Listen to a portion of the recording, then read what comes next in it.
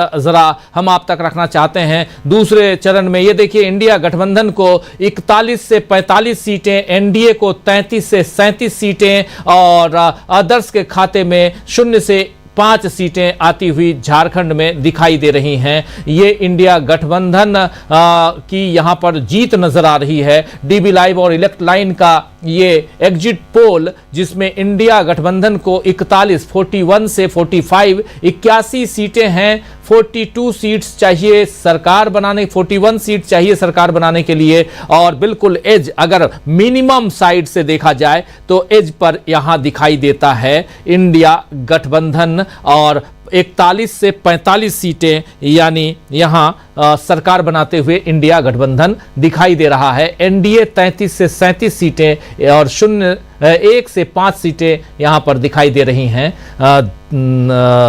Others के खाते में। अब जरा इन आंकड़ों के आधार पर अब जरा एक छोटा छोटा विश्लेषण जल्दी से, और उसके बाद फिर महाराष्ट्र में, क्योंकि महाराष्ट्र 6 पार्ट में बटा हुआ राज्य है, बड़ा राज्य है, महाराष्ट्र पे भी जाएंगे। झारखंड में इंडिया गठबंधन रिपीट करता हुआ यहां दिखाई दे रहा है। जल्दी से आना चाहता हूं प्रशांत टंडन जी और फिर राहुल लाल जी आपके पास। प्रशांत जी। राजीव जी, लगभग उतनी सीटें जितनी इंडिया गठबंधन के पास वहां ऑलरेडी हैं अभी भी।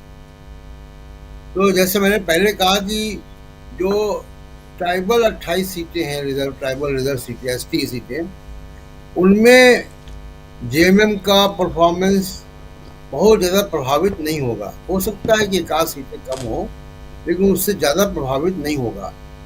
उनका डोमिनेंस उसमें बना रहेगा, और कांग्रेस अगर 15 सीटें लेकर आती है तो वो लगभग वही आंकड़ा बैठता है जो अभी तक था। तो मुझको लगता है कि जैसा एग्जिट पोल में दिखाई दे रहा है वो वैसा ही इलेक्शन वहाँ पे दिखाई देगा, क्योंकि जो नॉन ट्राइबल सीटें हैं उनमें अगर कांग्रेस और आरजेडी और सीपीआई एमएल परफॉर्म करेंगी तो ये होगा। उसमें चूक कहाँ हुई बीजेपी से?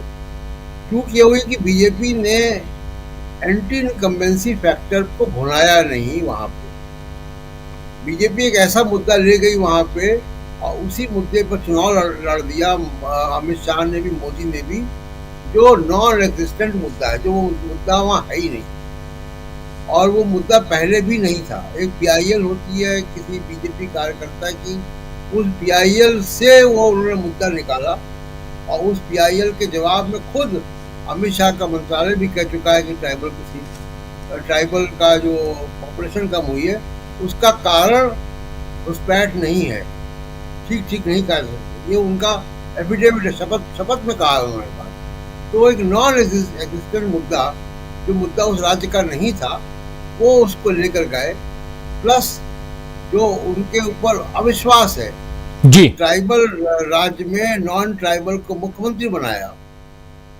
जब गवर्नर भी हैं और वो एक्टिव भी रहते हैं, तो उसका भी असर वहाँ पे देखने को मिल रहा है। एक और बात हुई है, वो बात ये हुई है कि वहाँ बड़ी तेजी से खबर वहाँ फैली है कि अगर बीजेपी जीतेगी तो निशिकांत दुबे मुख्यमंत्री बनेंगे। वो अगर काफी अंदर तक वो खबर जाएगी तो आप देखिएगा कि एग्जिट पोल से भी थोड़ा सा आगे पीछे फिगर होंगी। जी, ये बात अगर अंदर तक चली गई होगी तो इंडिया गठबंधन की सीटें बढ़ सकती हैं, ये तय मानिए, क्योंकि एक बार आपने रघुवर दास को मुख्यमंत्री बनाया, उसके बाद अगर निशिकांत दुबे को भी मुख्यमंत्री बनाना चाहते हैं और ये बात अगर अंदर तक गई, आदिवासियों तक और अल्पसंख्यक समाज तक, तो या आप तय मानिए कि ये सीटें इंडिया गठबंधन की बढ़ सकती हैं। जल्दी से राहुल लाल जी, आप बहुत नजदीक से जानते हैं वहां की राजनीति को, क्या ये फिगर, इस पर क्या कहेंगे आप? और इससे थोड़ा ज्यादा ही रह सकता है, तो इसलिए इसी के आसपास का परिणाम होगा राजीव जी। और जो देखिए, जो प्रशांत जी ने कहा, थोड़ा मैं उसी को आगे बढ़ाऊंगा कि जनवरी में अचानक से जो गिरफ्तारी हुई मुख्यमंत्री की हेमंत सोरेन की, अब देखिए वो गिरफ्तारी के पीछे भी कौन थे? वो जो मुख्य सलाहकार की भूमिका में थे भारतीय जनता पार्टी में, वो निशिकांत दुबे ही थे। उस समय भी प्रयास यह था कि किसी तरह से झारखंड की सरकार को गिरा दिया जाए और निशिकांत दुबे मुख्यमंत्री बन जाए। या फिर अभी भी अगर हम लोग देखें, इतने सारे जो है कि आदिवासी मुख्यमंत्री जो पूर्व मुख्यमंत्री है वो भारतीय जनता पार्टी के खेमे में है। लेकिन बाबूलाल मरंडी को उस रूप में उनके नाम को आगे नहीं, वो नजर नहीं आ रहे हैं। चंपई सोरेन अपने ही सीट को जो है कि वो जीतने वाले नहीं है वो, और इनको हराने में जो भूमिका है वो भारतीय जनता पार्टी के भीतर से भूमिका मानी जा रही है कि ये लोग खुद वहां पे हार जाए। तो इसलिए झारखंड में निशिकांत दुबे वो मुख्यमंत्री होंगे भारतीय जनता पार्टी की तरफ से, ये मामला सच में जमीन के अंदर काफी फैल गया है। एक दूसरा मामला जो कि घुसपैठ के ऊपर हम लोगों ने चर्चा किया, लेकिन यूनिफॉर्म सिविल कोड को लेकर भी भारतीय जनता पार्टी ने एक बड़ा मुद्दा बनाने का प्रयास किया। अब देखिए, यूनिफॉर्म सिविल कोड की भी बात कर रहे थे और वहां पे ये भी चीजें हो रही थी कि आदिवासी समूह को उससे अलग रखा जाएगा, जबकि आदिवासी समूह जो है वो सरना कोड बिल की मांग कर रहा है झारखंड में। सरना कोड बिल को लेकर भी जो है कि हेमंत सरकार कानून जो है वो पारित कर चुकी है, वो राजभवन में कानून जो है वो लटका पड़ा हुआ है वो। तो ये कुछ ऐसे मामले हैं, हमें लग रहा है कि जो तमाम मामले भारतीय जनता पार्टी ने उठाए हैं वो मुद्दे ऊपर से जबरन थोपने के प्रयास किए गए। सरना, चाहे वो यूनिफॉर्म सिविल कोड का मामला हो, घुसपैठियों का मामला हो, और उल्टे देखिए जब एक तरह से आरोप लगाए जा रहे थे हेमंत सोरेन के ऊपर कि आप जो है कि ढंग से आप काम नहीं कर रहे हैं, हेमंत सोरेन ने देखिए बड़े बड़े पोस्टर्स जारी किए, बिल्कुल सही डिमांड किया कि 1,43,000 करोड़ रुपया केंद्र सरकार के ऊपर बकाया है। अगर वो आदिवासियों की बहुत हितैषी है तो कम से कम एक आदिवासी मुख्यमंत्री को वो पैसे तो जारी करते हैं जिससे आदिवासी कल्याण के लिए काम होते। दिल्ली में सराय काले खां का नाम केवल जो है कि वहां पे उसका नाम बदल लेना, इसको कौन झारखंड में स्वीकार करेगा कि सराय काले खां का नाम बदल दीजिए और आदिवासी वोट आपको मिल जाएंगे। तो ये जो तमाम दाव पेच वाले स्थितियां थी कि नाम बदल दीजिए वोट ले लीजिए, ये सारे दाव पेच भारतीय जनता पार्टी के फेल हो गए वहां पे। तो वो कोल्हान क्षेत्र में हम लोग चंपई सोरेन का मामला ले, वो वहां पे कोई जादू नहीं कर पा रहे, और जो हेमंत सोरेन के परिवार है उनका एक तरह से संथाल परगना में काफी पकड़ है, उस एरिया में उन्होंने पकड़ बनाए रखा है। और सबसे एक पॉइंट जो मैं कहूंगा, कल्पना सोरेन फैक्टर, उन्होंने, अगर हम लोग देखें प्रथम चरण के दरमियान में भी जो वोट प्रतिशत आ रहा था और विशेषकर आदिवासी महिलाओं का वोट प्रतिशत, वो आदिवासी पुरुषों से काफी ज्यादा दिख रहा था राजीव जी। और मैं कह सकता हूं दावे के चोट पे कि आज भी आदिवासी महिलाओं का वोट प्रतिशत आदिवासी पुरुषों से ज्यादा दिखेगा। उसमें कल्पना सोरेन की भूमिका काफी ज्यादा है और वो झारखंड को एक नई सबसे लोकप्रिय चेहरा जो है अभी कहीं न कहीं वो इंडिया अलायंस की तरफ सामने में है, और उन्होंने भी वोटों को काफी जबरदस्त ढंग से खींचा है। राजीव जी बिल्कुल बिल्कुल, यहां झारखंड की हम बात कर रहे हैं। झारखंड हमारे एग्जिट पोल के हिसाब से वहां इंडिया गठबंधन सरकार बनाते हुए दिखाई दे रहा है। 41 से 45 सीटें झारखंड में इंडिया गठबंधन यानी झारखंड मुक्ति मोर्चा, कांग्रेस पार्टी और आरजेडी की जो वहां पर मिलीजुली सरकार पहले से है, महागठबंधन की सरकार है, वो सरकार यहां रिपीट होते हुए दिखाई दे रही है। जल्दी से आना चाहता हूं इधर समीर जी आपके पास, और फिर सुनील शुक्ला जी एक छोटा कमेंट आप लोगों से, और शकील जी उसके बाद फिर आगे बढ़ेंगे और महाराष्ट्र की ओर चलेंगे। बड़ा राज्य महाराष्ट्र और उस पर अलग अलग हिस्सों में एग्जिट पोल आप देखेंगे। जल्दी से ने अभी लगभग अनुमान यही लगाए थे और एज की बात मैंने भी की थी कि जहां तक जो सारी चीजें हैं उनको देखकर ये लग रहा है कि गठबंधन को वहां पर बढ़त हासिल है।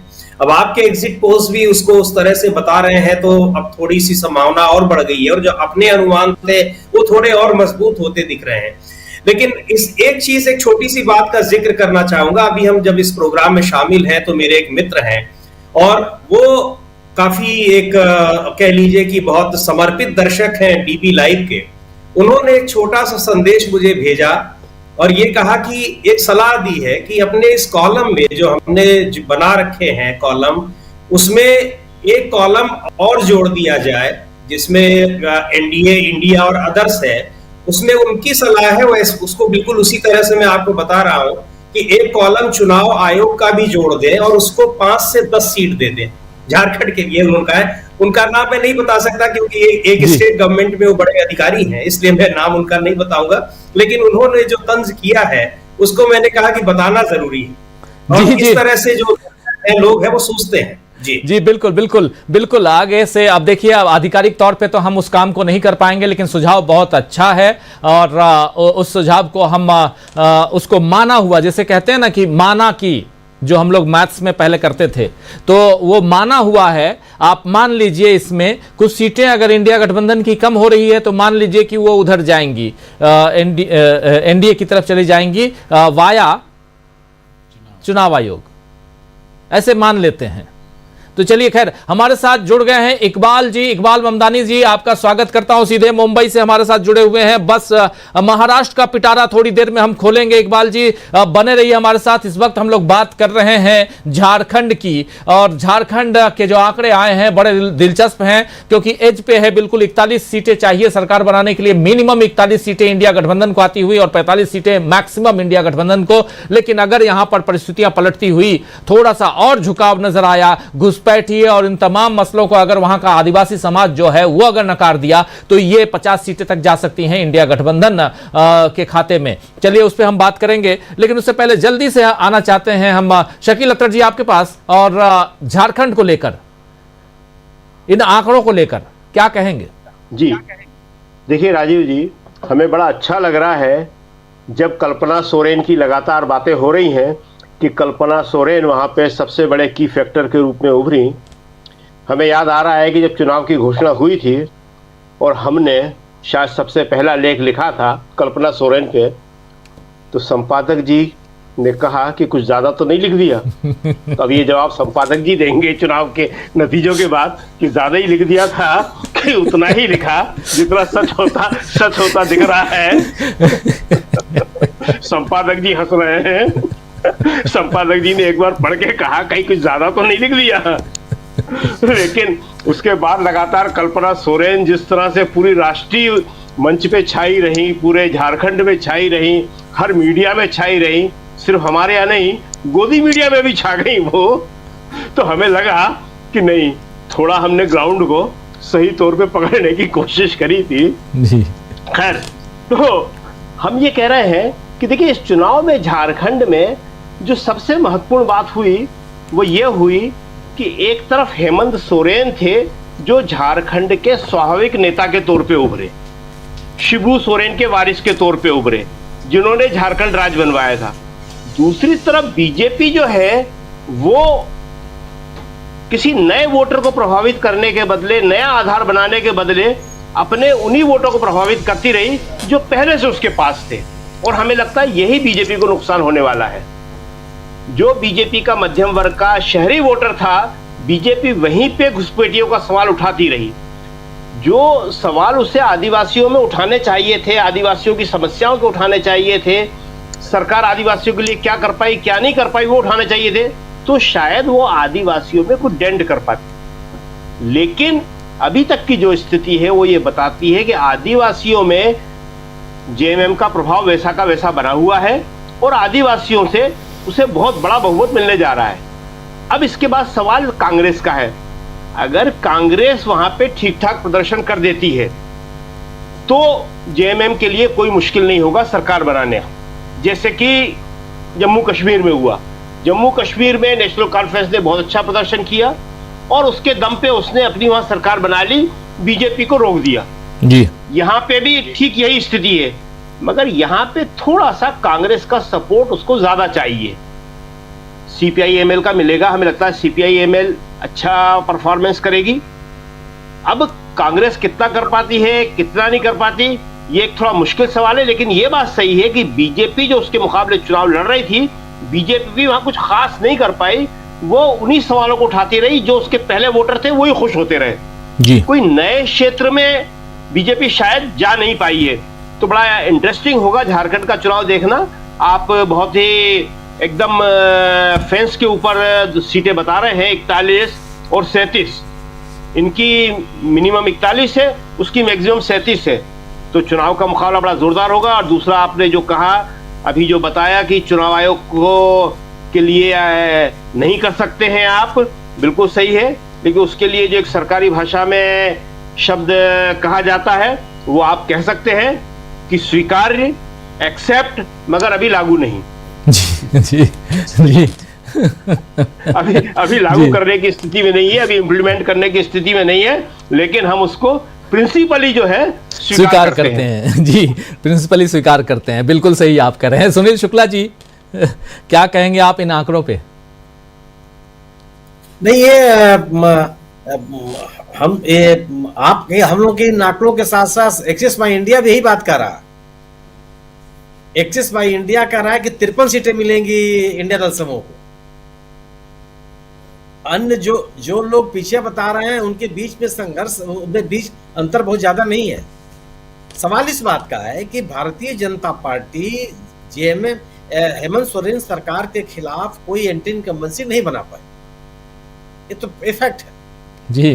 दूसरी चीज, जेएमएम ने अपने परंपरागत मतदाताओं को अपने साथ बनाए रखा, बल्कि नए मतदाताओं को अपने साथ जोड़ा। भारतीय जनता पार्टी नए मतदाताओं को जोड़ने में विफल रही। जो आजसू के साथ मिलने के साथ महतो समुदाय के वोट के लिए जो उम्मीद कर रही थी, वो जयराम महतो के कारण से उसका नुकसान होता हुआ दिखाई पड़ा। जो मुद्दे खड़ा किए बीजेपी ने, वह मुद्दे लोगों तक पहुंचे नहीं, क्योंकि वह एक ऐसा मुद्दा नहीं था जिसको एक कोई विपक्ष आरोप लगा रहा था और सरकार के ऊपर वो चिपक जाता। झारखंड के इतिहास में, पूरे उसके 24 सालों के इतिहास में 13 साल बीजेपी रही, तब ये घुसपैठिए कहाँ थे? क्या 5 साल में घुसपैठिए आ गए? और बाकी पहले कभी घुसपैठिया नहीं है। और अगर आप घुसपैठिए थे तो जब पिछली 5 साल की सरकार आपकी पूरी के पूरे कार्यकाल में रही है, उसे कितने घुसपैठियों की पहचान? एक ऐसा मुद्दा लेकर के आई जिसको राज्य सरकार के साथ आप चस्पा नहीं कर सकते। घुसपैठियों को रोकना, उनकी पहचान करना, जिस देश के वो नागरिक हैं उनको वापस भेजना, ये केंद्र सरकार की जिम्मेदारी है। राज्य सरकार उनको वापस नहीं भेज सकती। तो जो मुद्दे उठाए बीजेपी ने, वह जेएमएम के खिलाफ जाता हुआ नहीं दिखाई पड़ा। दूसरी तरफ जेएमएम ने जो सवाल पैदा किए, जल जंगल जमीन कारपोरेट को दे देने का मुद्दा,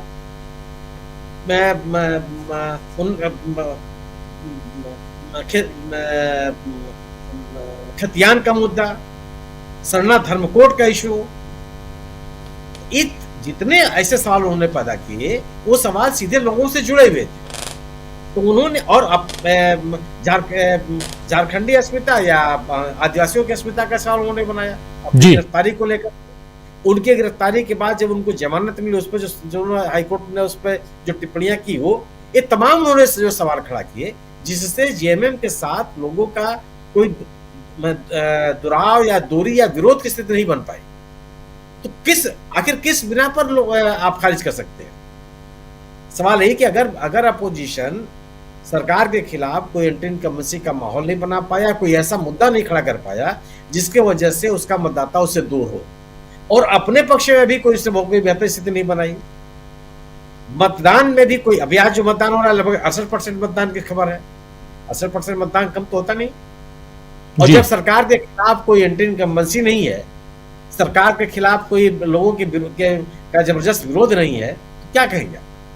उन इलाकों में और ज्यादा मतदान है जिन इलाकों में सरकार का असर है। तो मेरा अपना मानना यह है कि जो आकलन किया जा रहा है, जो समझा जा रहा है, और चुनाव प्रचार के दौरान भी जो महसूस किया गया, उसमें इंडिया दल समूह को कोई बहुत सुविधा नहीं होनी चाहिए। यह जरूर है कि कुछ सीटें ऐसी हैं जहां जीत हार का अंतर बहुत कम हो सकता है। जी बिल्कुल आप सही कह रहे हैं कि जीत हार का अंतर कम हो सकता है। जरा एक छोटा कमेंट आपसे भी चाहूंगा अतुल जी इस पे, और जल्दी से आगे बढ़ेंगे। जी जैसे कि हम लोग कह रहे थे शुरू से ही कि एज में इंडिया गठबंधन ही है, जेएमएम की जो सरकार, जैसे कल्पना सोरेन का जो पूरा फैक्टर है वो है, उसके अलावा जो उनके जो मुद्दे हैं वो लगातार ऐसे रहे जो वहाँ की ज़मीन से जुड़े हुए मुद्दे थे। जैसे बाकी तमाम साथियों ने भी ये बातें जो कही हैं, लगभग वही मैं भी कहना चाहता हूँ। हालांकि बहुत स्वीपिंग मेजॉरिटी नज़र नहीं आ रही है इसमें भी, और नेक टू नेक ही है एक तरह से कहें तो, क्योंकि 5 का मार्जिन हम मान के चलते हैं किसी भी एग्ज़िट पोल में। तो लेकिन साफ तौर पे ये नज़र आ रहा है कि सरकार एक बार फिर से रिपीट हो रही है, और बाकी तो 23 तारीख को पता चलेगा ही। तो जाहिर सी बात है कि इसमें इस पूरे के पूरे एग्ज़िट पोल में हमने यही महसूस किया कि जो फैक्टर्स इस बार काम करते हुए नज़र आए, उसमें हेमंत सोरेन की गिरफ्तारी के बाद से जो उसके बाद जो माहौल बना, उसने पूरी की पूरी तस्वीर बदली। और जिस तरह से एक तरह से कहें कि बीजेपी ने जो मुद्दे उठाने की कोशिश की, जाहिर सी बात है कि वो वहाँ से ज़मीन से जुड़े हुए उतने नहीं नज़र आए। तो उसी का ये नतीजा है, और शायद हो सकता है कि जो नतीजे आए वो इससे और बेहतर आए इंडिया गठबंधन के लिए, लेकिन वो तो काउंटिंग के बाद ही पता चलेगा। बिल्कुल, काउंटिंग के बाद पता चलेगा कि आखिर नतीजे क्या आएंगे। अमलेंदु उपाध्याय जी, जल्दी से एक छोटा कमेंट आपसे भी और फिर आगे बढ़ते हैं और बढ़ेंगे सीधे इधर महाराष्ट्र की तरफ। राजीव जी, बिल्कुल हमारे एग्जिट पोल में भी अब यही दिखाई दे रहा है कि इंडिया गठबंधन स्पष्ट बहुमत के साथ सरकार बनाता हुआ दिख रहा है। और जैसा कि निशिकांत दुबे की चर्चा चल रही है राजीव जी, वो बिल्कुल जमीन पे आखिर तक है। और निशिकांत दुबे के बारे में तो राहुल गांधी ने जो माधवी बुच को लेकर अभी हाल में वीडियो जारी किया, उसमें भी निशिकांत दुबे का जिक्र आया है। और आपको याद होगा राजीव जी कि जब संसद का सत्र शुरू हुआ, ये बांग्लादेशी का मुद्दा सबसे पहले निशिकांत दुबे ने संसद में उठाया था और वहां से ये मसला शुरू हुआ। उसके बाद बीजेपी ने इसको लपकाया। तो ये साफ तौर पर समझा सकता है कि वहां बीजेपी के मुख्य वास्तुकार निशिकांत दुबे हैं और जनता के बीच में मुद्दा पहुंच चुका है। तो इसलिए जो यहाँ 5 सीटें अगर चुनाव आयोग को दी जा रही है तो 10 सीटें राजीव जी निशिकांत दुबे की वजह से कम भी कर देनी चाहिए बीजेपी जी। 10 सीटें उनके कारण कम भी कर देनी चाहिए। क्या प्रशांत जी सही कह रहे हैं? कुछ सीटें कम कर देनी चाहिए उनके कारण।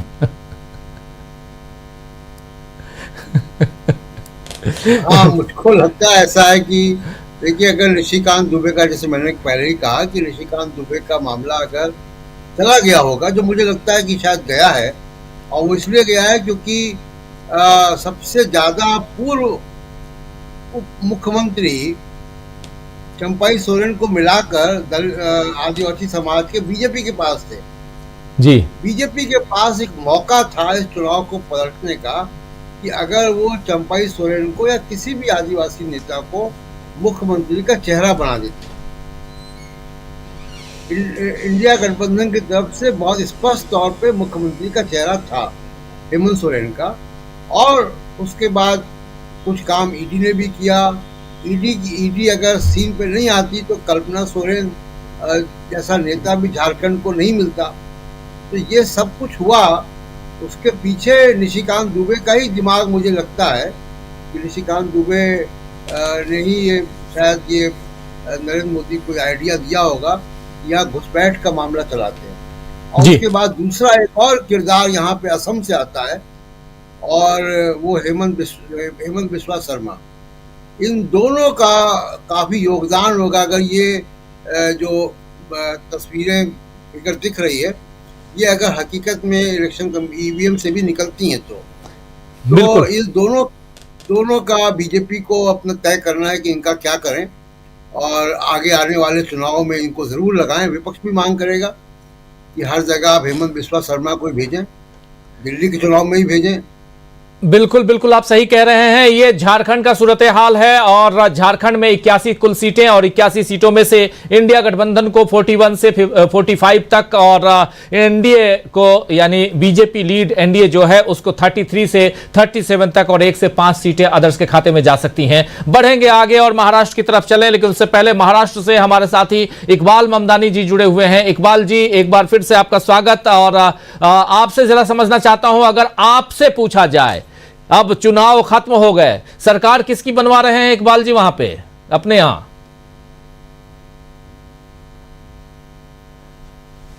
पहले अब तक ये कहना बहुत जल्दबाजी होगी कि सरकार कौन बनाए। हालांकि एग्जिट पोल भले ही महायुति को बढ़त दे रही है, लेकिन मैं इन सारी चीजों को नहीं मानता हूं। अगर हम ट्रैक रिकॉर्ड 2009 से देखें राजीव जी, तो कुल 119 सीटों पर वो लड़ी थी बीजेपी और 46 सीटें जीती थी। 2014 जहां मोदी का सबसे ज्यादा प्रभाव, 260 में से 122 सीटें जीती थी। 2019 प्रभाव कम नहीं हुआ था, मोदी जी मुंबई आते थे, खाली पता लगता था, सीटें भर जाती थी। 164 में लड़ी थी, 105 जीती है। 2024 जहां अमित शाह मोदी आते हैं लेकिन सीटें खाली है, 152 सीट पर ये उम्मीद की एग्जिट पोल बता रहा है 100 101।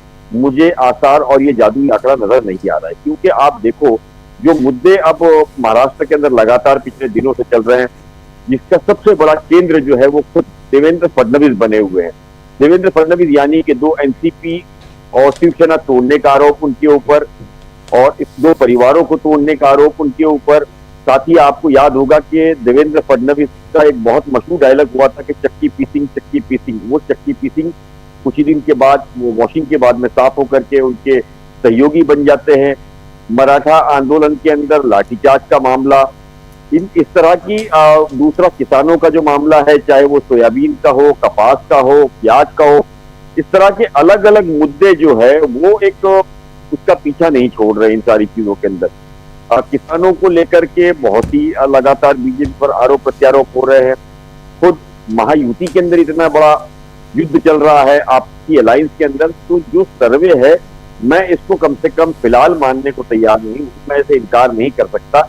लेकिन हाँ, पिछले दिनों जिस तरीके से हमने देखा 2019 के अंदर भी अगर हम बात करें 200 पार दिखाया जा रहा था बीजेपी, लेकिन आई 105।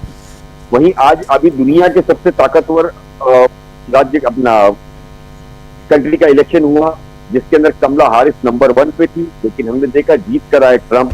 तो जो एग्जिट पोल है उसकी क्रेडिबिलिटी मेरी नजर के अंदर थोड़ी सी कम होती जा रही है। जिस हिसाब से महाराष्ट्र की, मुंबई की मैं बात करूं, युवा जहां परेशान है रोजी रोजगार के लिए, इकबाल जी जरा इकबाल जी इन सब पे बात करेंगे। जरा हम अपना पिटारा खोलते हैं। डीबी लाइव और इलेक्ट्लाइन का जो एग्जिट पोल है वो क्या कहता है। सबसे पहले हम पश्चिम महाराष्ट्र चलते हैं जहां 70 सीटें हैं इकबाल जी, 70 सीटें पश्चिम महाराष्ट्र में, और यहां पर कितनी सीटें आती हैं किसके खाते में, और ये देखना जरूरी है। जरा स्क्रीन पर ले आइए। 70 सीटें पश्चिम महाराष्ट्र, एनडीए, इंडिया, अदर्स, किसको कितनी सीटें। यहाँ पे हमने इलेक्शन कमीशन के लिए कोई जगह नहीं रखी है, न ही हरियाणा में न ही इसमें। देखिए महाराष्ट्र विधानसभा, डीबी लाइव इलेक्ट्लाइन का ये एग्जिट पोल, कुल 288 सीटें, पश्चिम महाराष्ट्र की 70, एनडीए को 19 से 21, इंडिया को 47 से 49 और अदर्स के खाते में 1 से 3 सीटें जाती हुई। ये पश्चिम महाराष्ट्र का वेस्टर्न महाराष्ट्र जहां 70 सीटें आती हैं और यहां पर 19 से 21 सीटें एनडीए यानी महायुति को, इंडिया को 27 से 49 सीटें, इंडिया गठबंधन जो महाविकास अघाड़ी है, और इंडिया इसलिए क्योंकि इसमें समाजवादी पार्टी सहित कई दल और वाम दलों का भी समर्थन, वो सारी चीजें हैं, और ये एक जबरदस्त बढ़त यहां पर पश्चिम महाराष्ट्र में इंडिया को और इंडिया और अदर्स के खाते में 1 से 3 सीटें, एनडीए 19 से 21 सीटें। सीधे अब आना चाहता हूं हमारे साथी इकबाल जी के पास फिर से, और फिर तमाम साथियों के बीच हम आएंगे। इकबाल जी, आपसे समझना चाहता हूं ये 70 सीटों में से जो आंकड़े हैं, उन आंकड़ों को अभी आप देख रहे थे, जरा स्क्रीन पे भी दाहिने साइड में उन आंकड़ों को जरा ठीक से ले आइए। लेकिन महत्वपूर्ण है, जरा स्क्रीन पे वो जो प्लेट लेके आए थे उसी को ले आइए, उसको देखकर। नीचे है, बिल्कुल नीचे, यहां देखिए 70 सीटें पश्चिम में, 19 से 21 सीटें एनडीए को और इंडिया को 47। जरा ये ठीक कीजिए नीचे का, ये आंकड़ों की गड़बड़ियां रहती हैं, जरा ठीक करके ले आइए स्क्रीन पर, इसलिए मैं कह रहा हूं कि उसको लाइए, आप प्लेट को लाकर रखिए, नीचे के आंकड़ों को ठीक कीजिए। नीचे के आंकड़े भी आप ठीक नहीं दे रहे हैं, उसको ठीक कीजिए। 19 से 21 सीटें हैं और इधर जरा इंडिया नीचे जो आप दे रहे हैं, मैं अपनी टीम को बोल रहा हूं कि 47 और 21 आप दिखा रहे हैं, जरा उसको ठीक कीजिए, टाइपिंग मिस्टेक है, इसको ठीक कीजिए प्लीज। जरा आना चाहता हूं जल्दी से अब इकबाल जी के पास। इकबाल जी, क्या कहेंगे इन आंकड़ों पे? है कि पश्चिमी महाराष्ट्र की जहां तक हम बात करें, बहुत अच्छी पकड़ और बहुत अच्छी मेहनत जो है महाराष्ट्र विकास आघाड़ी ने की है, खास करके शरद पवार की पकड़ वाला क्षेत्र है ये। और यहाँ बीजेपी और उसकी अलायंस को थोड़ा सा जो एक तरीके से धोखा जो है हो सकता है, इसमें कोई इनकार नहीं है। कोंकण और थाना का क्षेत्र छोड़ के, नासिक का कुछ क्षेत्र छोड़ करके यहाँ पर बहुत स्थिति अच्छी नहीं है महायुति की।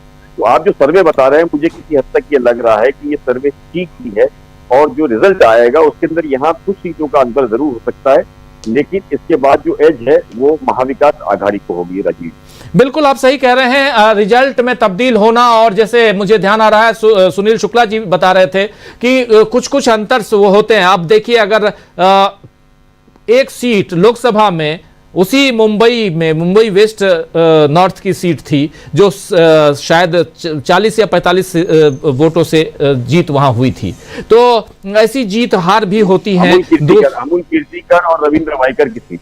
जी बिल्कुल बिल्कुल, लोकसभा में अमूल कीर्तिकर और रविंद्र वाइकर की सीट थी। बिल्कुल आप सही कह रहे हैं। तो ऐसी जीत हार भी होती है, और वो सब जो अगर 5% ऊपर नीचे आप देखें वो हो सकता है, लेकिन जो तस्वीर नजर आ रही है वो यही आ रही है कि पश्चिम महाराष्ट्र में 70 सीटें हैं एनडीए यानी महायुति के पाले में, 19 से 21 सीटें इंडिया के खाते में, 47 से 49 सीटें और अदर्स के खाते में 1 से 3 सीटें जाती हुई दिखाई दे रही हैं। ये तस्वीर यहां नजर आ रही है। जरा जल्दी से आना चाहता हूं सुनील शुक्ला जी आपके पास। सुनील जी, पश्चिम महाराष्ट्र ये आंकड़े अनम्यूट कीजिए प्लीज सुनील जी। अगर ये आंकड़े मतगणना में भी आते हैं तो अप्रत्याशित नहीं है। सतारा, सोलापुर, कोल्हापुर, पुणे, अहमदनगर का ये जो पूरा का पूरा पश्चिम महाराष्ट्र का इलाका है, यह शरद पवार का गढ़ माना जाता है। और लोकसभा के चुनाव में भी शरद पवार ने यहाँ अच्छी परिणाम दिए हैं। और इंडिया दल समूह ने पूरी ताकत के साथ इस इलाके में वो लड़ी है।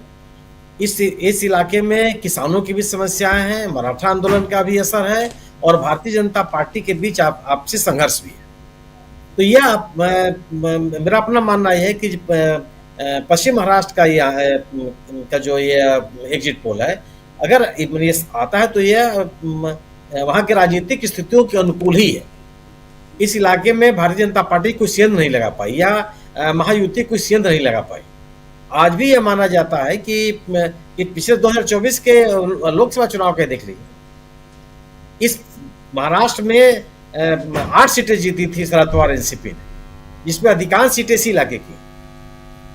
तो इस क्षेत्र विशेष में, और शरद पवार सांगठनिक रूप से चुनाव की कैसे कहते हैं या पोल मैनेजमेंट, उन सभी लिहाज से बहुत ही प्रभावशाली नेताओं में से, और पूरे चुनाव में उन्होंने पूरा दमखम लगाया।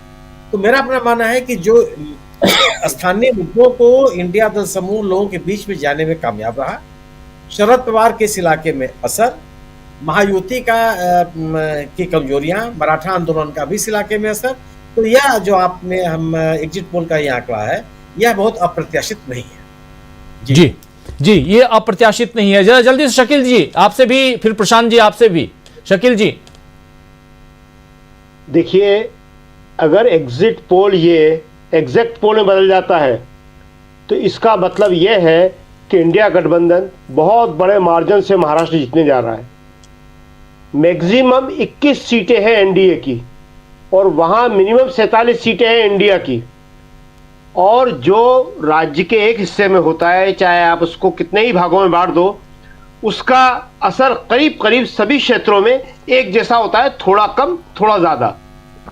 वैसे भी जो है पश्चिमी महाराष्ट्र जो है वो हमेशा से राजनीति के रूप में हमेशा आगे रहा है, हमेशा उसने बड़े नेता दिए हैं, और पुणे को तो वहां की सांस्कृतिक राजधानी कहा जाता है।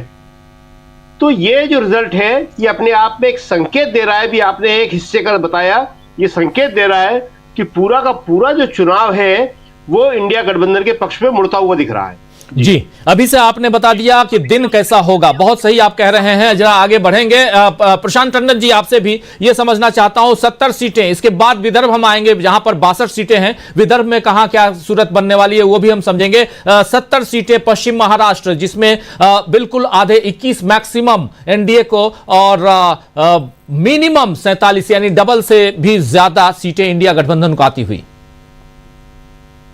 साफ इंडिकेशन राजीव जी यहाँ से ये मिलता है कि अगर ये ट्रेंड वेस्टर्न महाराष्ट्र से है तो लोकसभा में वेस्टर्न महाराष्ट्र में जो वोट शेयर था महाविकास आघाड़ी का एमवीए का, वो काफ़ी ज़्यादा था, 47.8% वोट शेयर था, और एनडीए का वोट शेयर 43% था। लगभग 5-5.5% का अंतर वहाँ पे था। और अगर मैं बार बार ये भी इसलिए कह रहा हूँ कि लोकसभा की परफॉर्मेंस अगर महाविकास आघाड़ी रिपीट करती है विधानसभा में, तो ये बड़ी जीत की तरफ ये जो है राज्य महाविकास आघाड़ी के लिए बढ़ रहा है।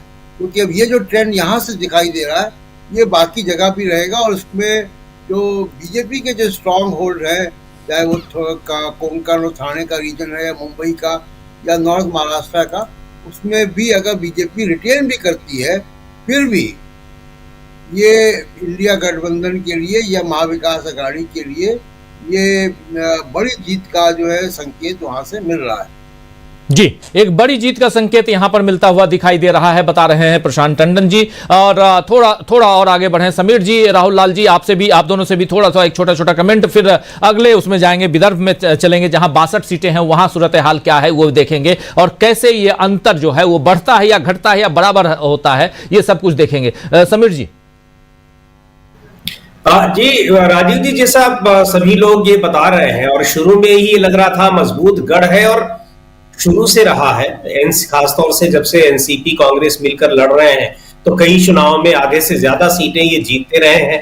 तो ये पहले से ही एक अनुमानित था, और जो अभी दिखाई भी पड़ रहे हैं कि लगभग डबल से ज्यादा सीटों के अनुमान दिख रहे हैं कि महायुति की तुलना में महाविकास अघाड़ी को। तो ये स्वाभाविक परिणाम है, कोई ऐसा नहीं है कि बहुत इससे हैरान करने वाले ये परिणाम दिख रहे हैं, इसकी संभावना थी भी। इसमें एक प्लस पॉइंट ये भी रहा कि एक तो जो सरकार की एंटी इनकम्बेंसी थी, मराठा आरक्षण का मुद्दा है, किसानों का मुद्दा है, बेरोजगारी का मुद्दा है, और उस पर भी जो शरद पवार और उद्धव ठाकरे के प्रति एक सहानुभूति है, और शरद पवार का तो गढ़ है वो पूरा इलाका, 4 दशक हो गए उनको, 5 दशक राजनीति में।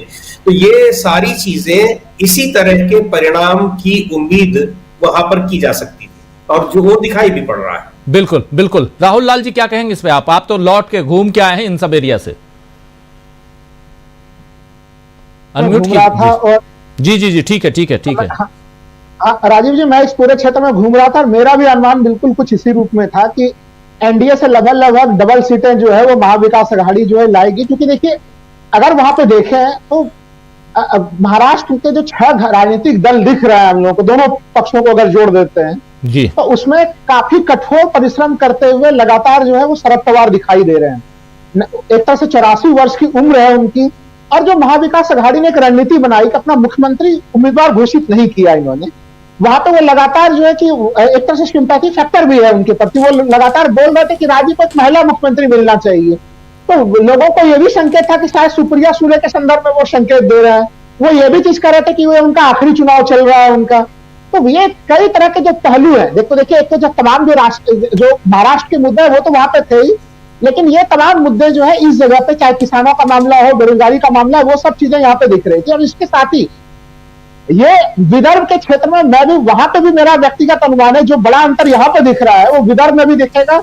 62 सीटों में 40+ सीटें कम से कम मुझे वहां पे भी महाविकास अघाड़ी जो है राजीव जी विदर्भ में भी मुझे आते हुए दिखाई दे रही है। अभी देख लेते हैं राहुल लाल जी, विदर्भ पे ही आते हैं। अभी देख लेते हैं कि विदर्भ में क्या आप जो कह रहे हैं 62 में से 40+ सीटें हो सकता है कि आ जाएं महाविकास अघाड़ी को, इंडिया गठबंधन को। जरा जो 62 सीटें विदर्भ की हैं उसको ले आइए स्क्रीन पर। और विदर्भ में से ये देखिए, विदर्भ की 62 सीटें, और 62 में से एनडीए को 23 से 25 सीटें, 23 to 25 सीट्स एनडीए को, इंडिया गठबंधन को 36 से 38 सीटें, 40+ नहीं लेकिन 40 के करीब जरूर ये नजर आ रही हैं सीटें। जो कह रहे थे हमारे साथी राहुल लाल जी, बहुत करीब राहुल लाल जी अपनी बात रख रहे थे। 36 से 38 सीटें इंडिया गठबंधन को इन 62 में से आ सकती हैं, 0 से 2 सीटें अदर्स के खाते में जा सकती हैं। ये विदर्भ का सूरत हाल है, और ये हम आप तक रख रहे थे कि विदर्भ में कितनी सीटें यहां आ सकती हैं। ये बहुत महत्वपूर्ण आंकड़े यहां पर, और इन आंकड़ों के आधार पर हम समझेंगे अब आगे विश्लेषणों में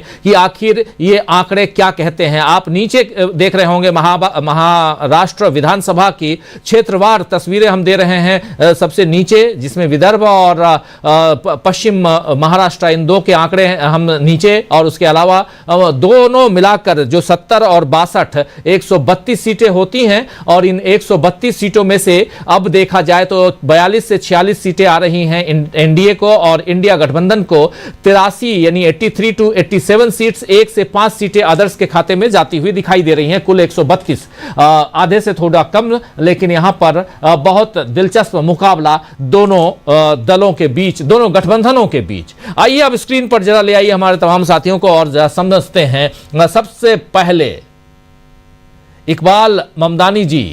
इकबाल जी, ये आप देख रहे हैं विदर्भ, और विदर्भ में भी इंडिया गठबंधन आगे निकलते हुए, हम लोग भी अभी कल ही 2 दिन विदर्भ में गुजारने के बाद लौटे हैं प्रशांत टंडन जी और मैं और हमारी टीम, और विदर्भ को हम लोगों ने भी जितना नज़दीक से समझा है, इंडिया गठबंधन काफ़ी मजबूत दिखाई देता रहा हम लोगों को भी धरातल पे। किसानों का मुद्दा काफ़ी हावी है और बहुत खुलकर यहाँ कांग्रेस की बात हो रही थी, और आमना सामना मुकाबला यानी आमने सामने का मुकाबला कांग्रेस और बीजेपी के सामने कई जगह।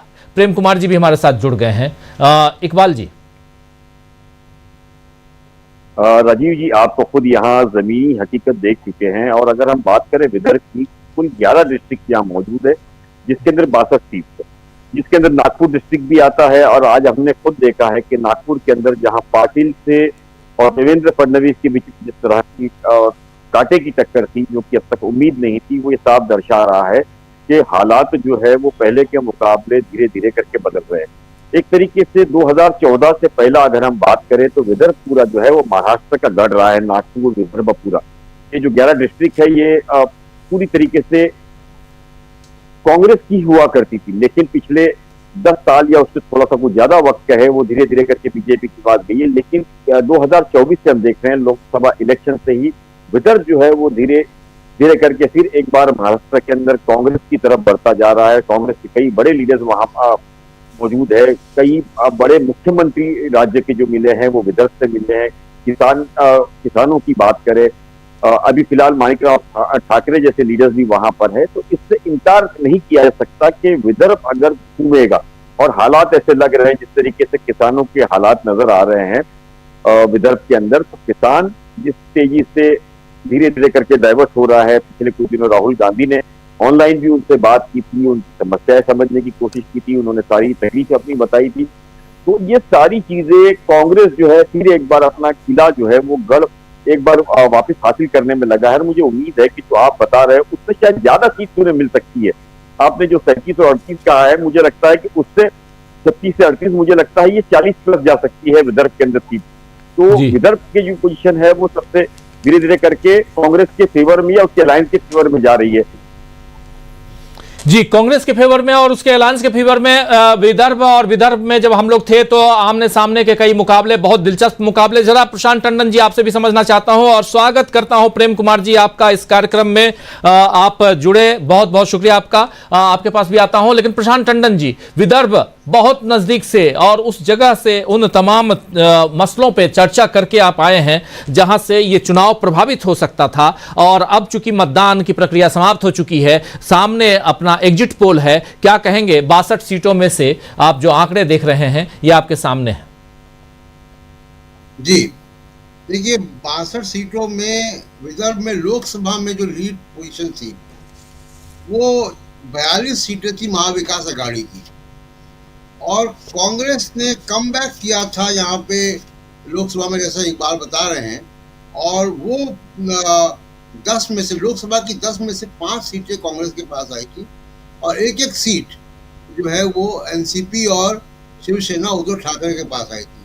तो 10 में से 7 सीटें महाविकास अघाड़ी के पास लोकसभा में थी, साइजेबल वोट शेयर था। मुझको लगता है कि अगर ये रिटेन कर रहा हो, जो रिटेन करता दिखता है भी, क्योंकि हम लोग अभी विदर्भ से लौट कर आए हैं, वो मुद्दे वहाँ बरकरार हैं, चाहे वो किसानों के हों, कपास के किसानों के हों, सोयाबीन के किसानों के हों, ये मुद्दे वहाँ बरकरार हैं। और कांग्रेस वहाँ पे कम बैक कर चुकी है, बहुत समय बाद, 2 दशक बाद करीब कांग्रेस कम बैक कर चुकी है वहाँ पे। और अब लगता है कि जो लोकसभा की स्थिति थी वो कांग्रेस ने मेंटेन की है। एक और बात राजीव जी जो देखने को मिल रही है इस एग्जिट पोल के मार्फत, वो ये कि लोकसभा में असली नकली शिवसेना, असली नकली एनसीपी का मुद्दा पीछे चला गया था थोड़ा। इसलिए आप देखिए कि जो एकनाथ शिंदे शिवसेना का स्ट्राइक रेट बहुत ज़्यादा था। मुझको लगता है कि विधानसभा में जो मैंने वहाँ महसूस किया कि जो जिस तरीके से उद्धव ठाकरे ने गद्दारी शब्द को बहुत आगे बढ़ाया, और हम जब आगे मुंबई की तरफ आएंगे तो देखेंगे कि वो कितना रिटेन कर पा रहे हैं। असली नकली शिवसेना का मुद्दा वहाँ पे अब एक विधानसभा में मुख्य तौर पे आया है, और ये अगर मुद्दा आया है तो महाविकास अघाड़ी को शिवसेना की और ज़्यादा बड़ी ताकत मिलेगी जो लोकसभा में नहीं थी। लोकसभा में कांग्रेस पार्टी लीड पोजीशन में थी, विदर्भ में जरूर कांग्रेस एडवांटेज में है और कांग्रेस का गढ़ रहा है कभी। मुझे लगता है कि धीमे धीमे कांग्रेस वहां पे रिटेन कर रही अपनी 85 और 90 की सिचुएशन।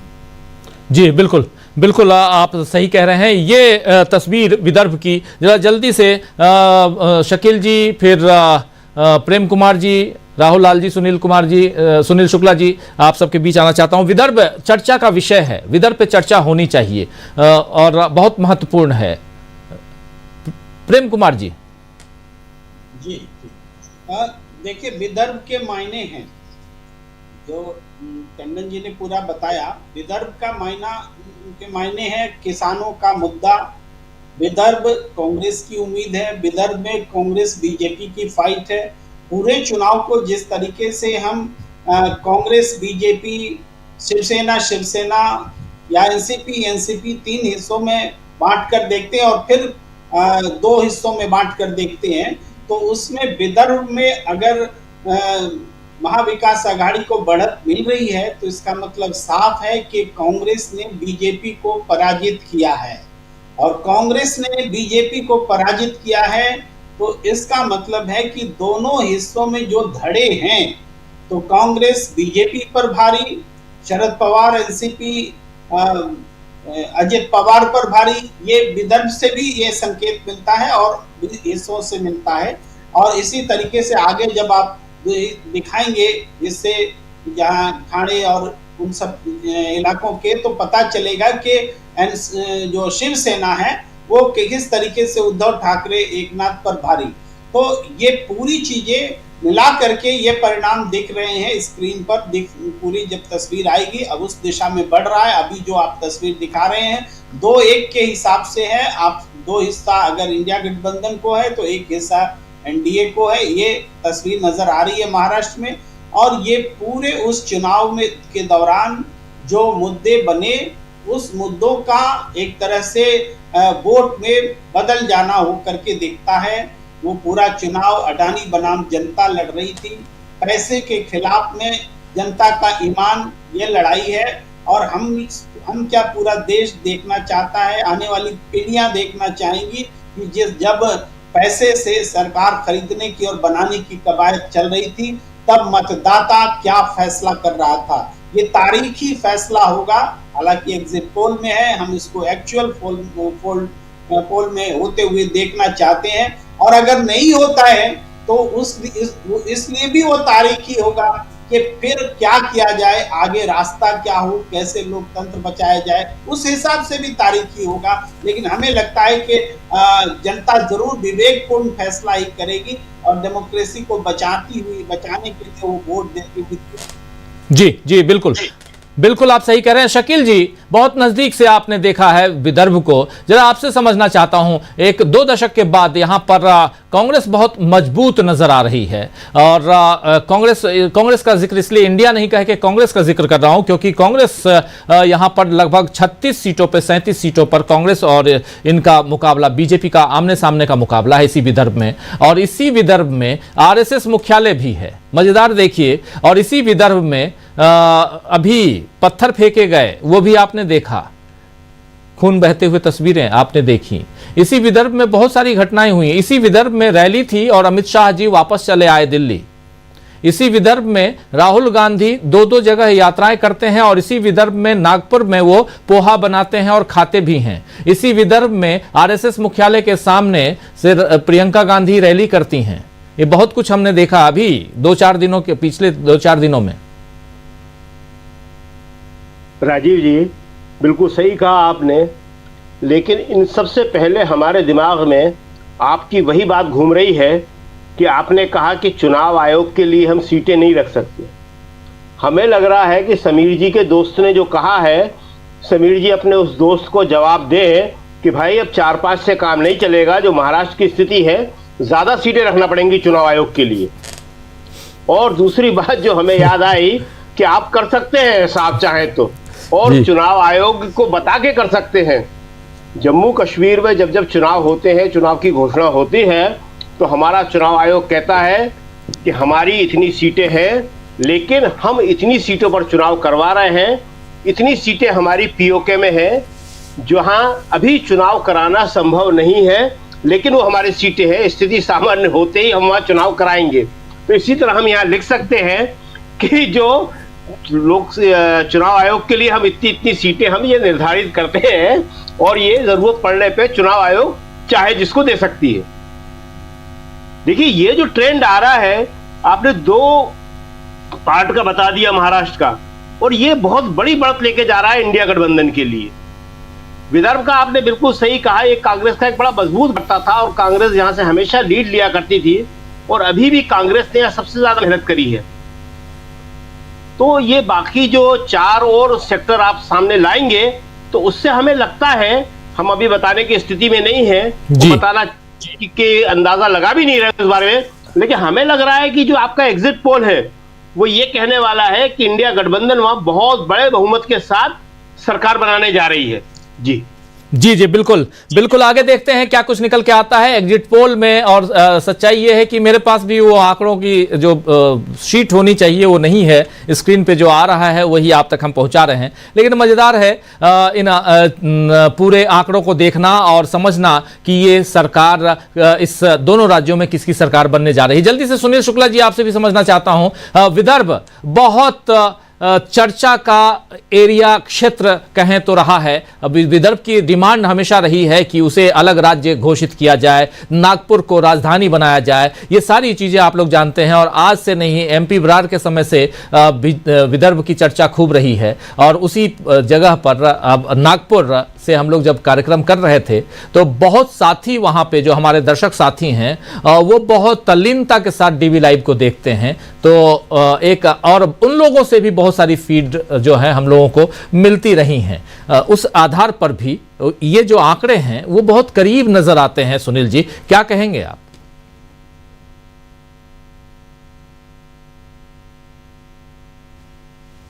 मंत्री बने थे देवेंद्र फडणवीस जी, उस समय उन्होंने विदर्भ में को एक नया राज्य बनाने की घोषणा की थी और आज वह इसकी चर्चा भी नहीं करते।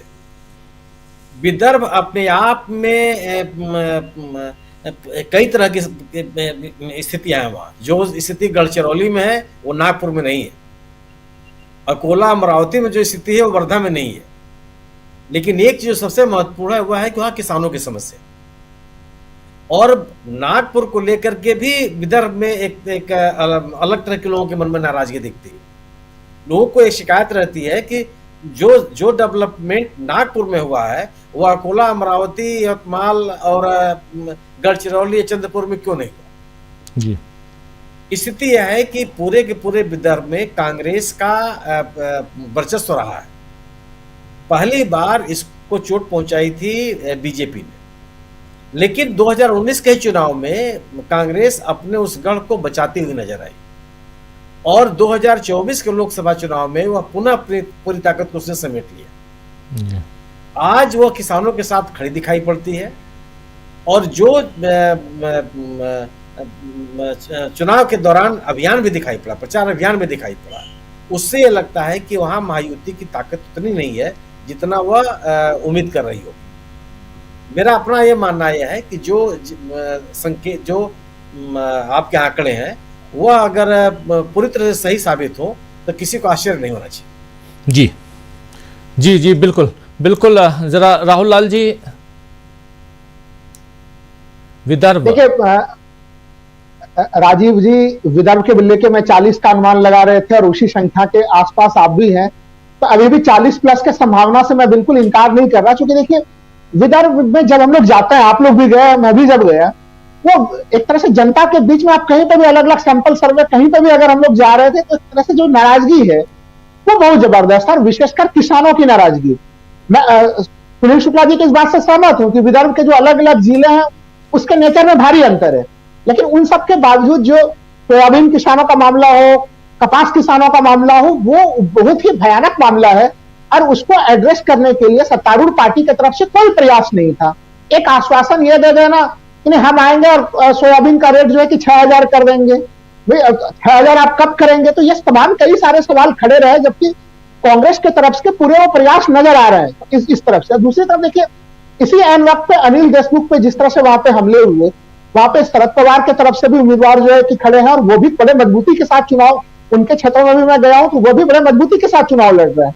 तो कांग्रेस भी अगर मजबूत है, उस क्षेत्र में शरद पवार भी मजबूती से लड़ रहा है, उद्धव ठाकरे भी मजबूती से लड़ रहे हैं, तो फिर इसलिए जो विदर्भ जिसको चाबी कहा जा रहा है बार बार की विदर्भ जिसके पास जाएगा महाराष्ट्र वहीं पे जाएगा।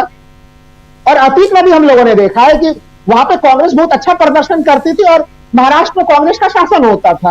वो परिस्थितियां फिर से बनते हुए दिखाई दे रही है राजीव जी, और विदर्भ में कहीं न कहीं जो आपकी संख्या है इसी के आसपास का परिणाम रहने वाला है, क्योंकि जनता ने यह निर्णय लिया हुआ है, जनता जनार्दन का निर्णय है राजीव जी। राजीव कुमार जो मुख्य चुनाव आयुक्त है वो इसमें बहुत ज्यादा फेरबदल कर पाएंगे, इसकी उम्मीद हमें नहीं है, क्योंकि जो धनबल का पूरा प्रयोग हो रहा था कल विनोद तावड़े के मामले के बाद से देखिए वो भी पूरा मामला भारतीय जनता पार्टी एक्सपोज हुई है।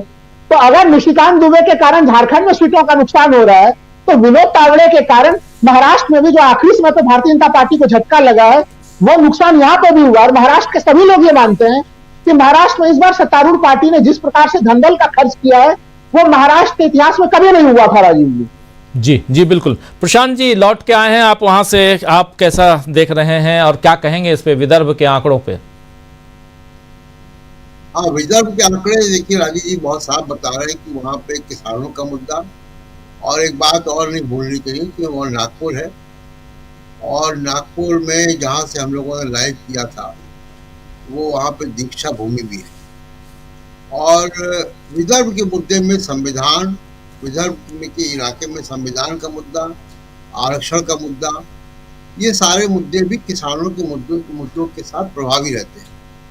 और जैसा मैंने पहले कहा कि लोकसभा के इलेक्शंस में संविधान का मुद्दा वहाँ चला, 10 में से 7 सीटें इंडिया गठबंधन को मिली थी। वो नैरेटिव, वो बढ़त विधानसभा में भी बरकरार रहने की उम्मीद है। आपका जो एग्जिट पोल है वो बता रहा है कि वो बढ़त वहाँ बरकरार है। अगर इसको असेंबली सेगमेंट के हिसाब से देखें तो आप तो थोड़े कम सीटें दे रहे हैं। असेंबली सेगमेंट में जो बढ़त थी वो 44 सीटों की बढ़त थी विदर्भ में जी महाविकास अघाड़ी की।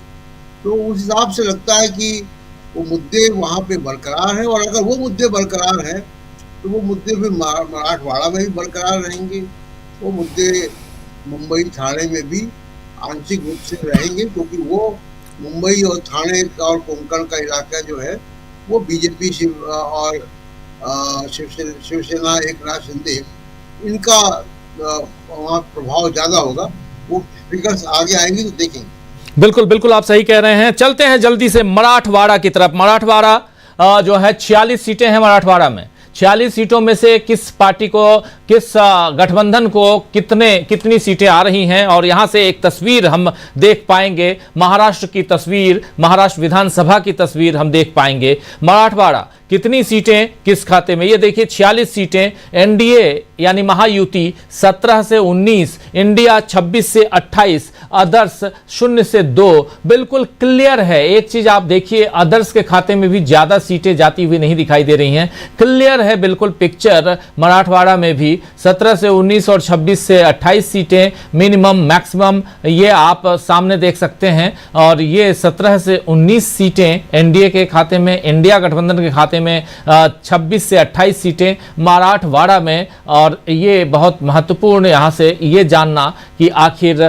तस्वीर क्या बन रही है। और 46 सीटें अगर इसमें और जोड़ दें तो ये 178 सीटें होती हैं, 178 सीट, और उसमें से 109 से 115 सीटें अभी तक, जो 3 अलग अलग क्षेत्रों की हमने तस्वीर आपको दिखाई, जिसमें पहली तस्वीर जो थी वो पश्चिम महाराष्ट्र की 70 सीटें, दूसरी जो थी वो विदर्भ की 62 सीटें, फिर मराठवाड़ा की 46 सीटें, और ये तीनों को जोड़िए तो 178 सीटें होती हैं, 178 सीट, जिसमें एनडीए 59 to 65, इंडिया 109 यानी 109 से 115, अदर्स 1 से 7। अभी तक की ये तस्वीरें हैं। जल्दी से इकबाल जी के पास आता हूं और फिर चर्चा आगे बढ़ाएंगे। अभी इसके बाद 3 क्षेत्र और बचेंगे, जिसमें मुंबई है, थाने कोंकण है और उत्तर महाराष्ट्र है। तो ये बिल्कुल मिडवे हम हैं, और यहां से तस्वीर क्या दिखाई देती है ये जरा समझने की कोशिश करते हैं। इकबाल ममदानी जी हमारे साथ जुड़े हुए हैं, जरा उन्हीं के पास फिर से आता हूं। इकबाल जी,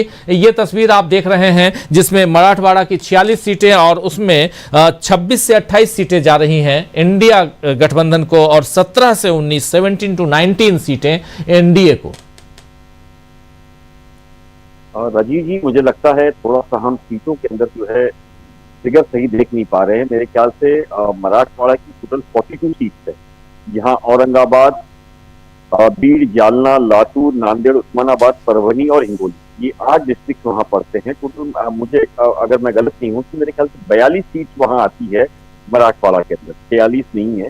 फिर भी एक बार थोड़ा सा प्लीज चेक करने बोल दीजिएगा जी। लेकिन अगर मराठवाड़ा की अगर हम बात करें तो देखिए, मराठा फैक्टर जो है वो सबसे बड़ा सरदर्द है मराठवाड़ा के अंदर। आप देख सकते हो जिस तरीके से पिछले दिनों जारंगे पाटिल वाला मामला हुआ था, वहीं मराठवाड़ा में औरंगाबाद, बीड़, जालना, ये जो परतूर वगैरह जिसमें सारी चीजें आती है, वहाँ मुस्लिम आबादी भी बहुत बड़े लेवल पर है। तो वहां पर मुझे लगता है कि महायुति को जो है वो कुछ मुंह की खानी पड़ेगी। महाविकास आघाड़ी को वहां एज मिलेगा और जो सर्वे आ भी रहा है उस हिसाब से वही दिख रहा था। और हमने जिन लोगों से बात की वो भी यही बता रहा है कि सर्वे के हिसाब से चीजें जो है बढ़ेगी वहां पर। वहीं आप और एक चीज देखिए, वहां पर एक जो पूरी चीजों को लेकर के सबसे बड़ा मसला ये है कि महायुति के कई बड़े नेता, धनंजय मुंडे जैसे लोग जो है वहां जरूर मौजूद है, उनकी पकड़ है, लेकिन हाल फिलहाल के अंदर कोई इतना वर्किंग में नहीं है जिसके अंदर ये कहा जा सके कि जमीनी पकड़ का वो फायदा उठा सकते हैं। राधाकृष्ण विखे पाटिल हो गए, इस तरह के जो लीडर्स है वो वहां उनके पास है, संजय बनसोड़े, तानाजी सावंत, ऐसे शिवसेना शिंदे फैक्टर्स के या बीजेपी फैक्टर्स के अब्दुल सत्तार, ये सारे लीडर्स मौजूद हैं। लेकिन सबकी हालत इस वक्त खराब पड़ी हुई है। अब्दुल सत्तार जो कि सिल्लौर से आते हैं, वहां भी इस बार उनकी थोड़ी स्थिति डामाडोल है। जिस तरीके से पिछले दिनों उद्धव ठाकरे ने हर जगह जा जाके सभा की, दिन में 3-3, 4-4 और 5-5 सभाएं उन्होंने की है, और जो पब्लिक उनके जलसों में आई थी, मुझे लगता है कि ये हमारा जो सर्वे है उसको ये प्लस कर सकता है। माइनस होने की उम्मीद मुझे बहुत कम नजर आ रही है राजीव जी। जी, माइनस होने की उम्मीद जो है वो कम नजर आती है। सुनील शुक्ला जी क्या कहेंगे मराठवाड़ा पे 46 एक्चुअली क्या है, कुछ 46, कुछ लोग 42 लिख रहे हैं, कुछ 46 लिख रहे हैं। हमारे यहाँ जो आंकड़े आए हैं वो 46 के हिसाब से है, तो इसलिए उसी हिसाब से रखा गया है यहाँ पे। लेकिन ये 42, 46, 4 सीटें इधर उधर की हैं, वो देखा जाएगा कहाँ से, शायद दूसरे क्षेत्र में वो सीटें कम होंगी। लेकिन महत्वपूर्ण है कि इन अभी तक तीनों जो हमने आंकड़े दिए, चाहे पश्चिम महाराष्ट्र, विदर्भ और अब मराठवाड़ा, ये तीनों जगह पर लीड लेती हुई यहाँ लीड लेता हुआ इंडिया गठबंधन दिखाई देता है। सुनील शुक्ला जी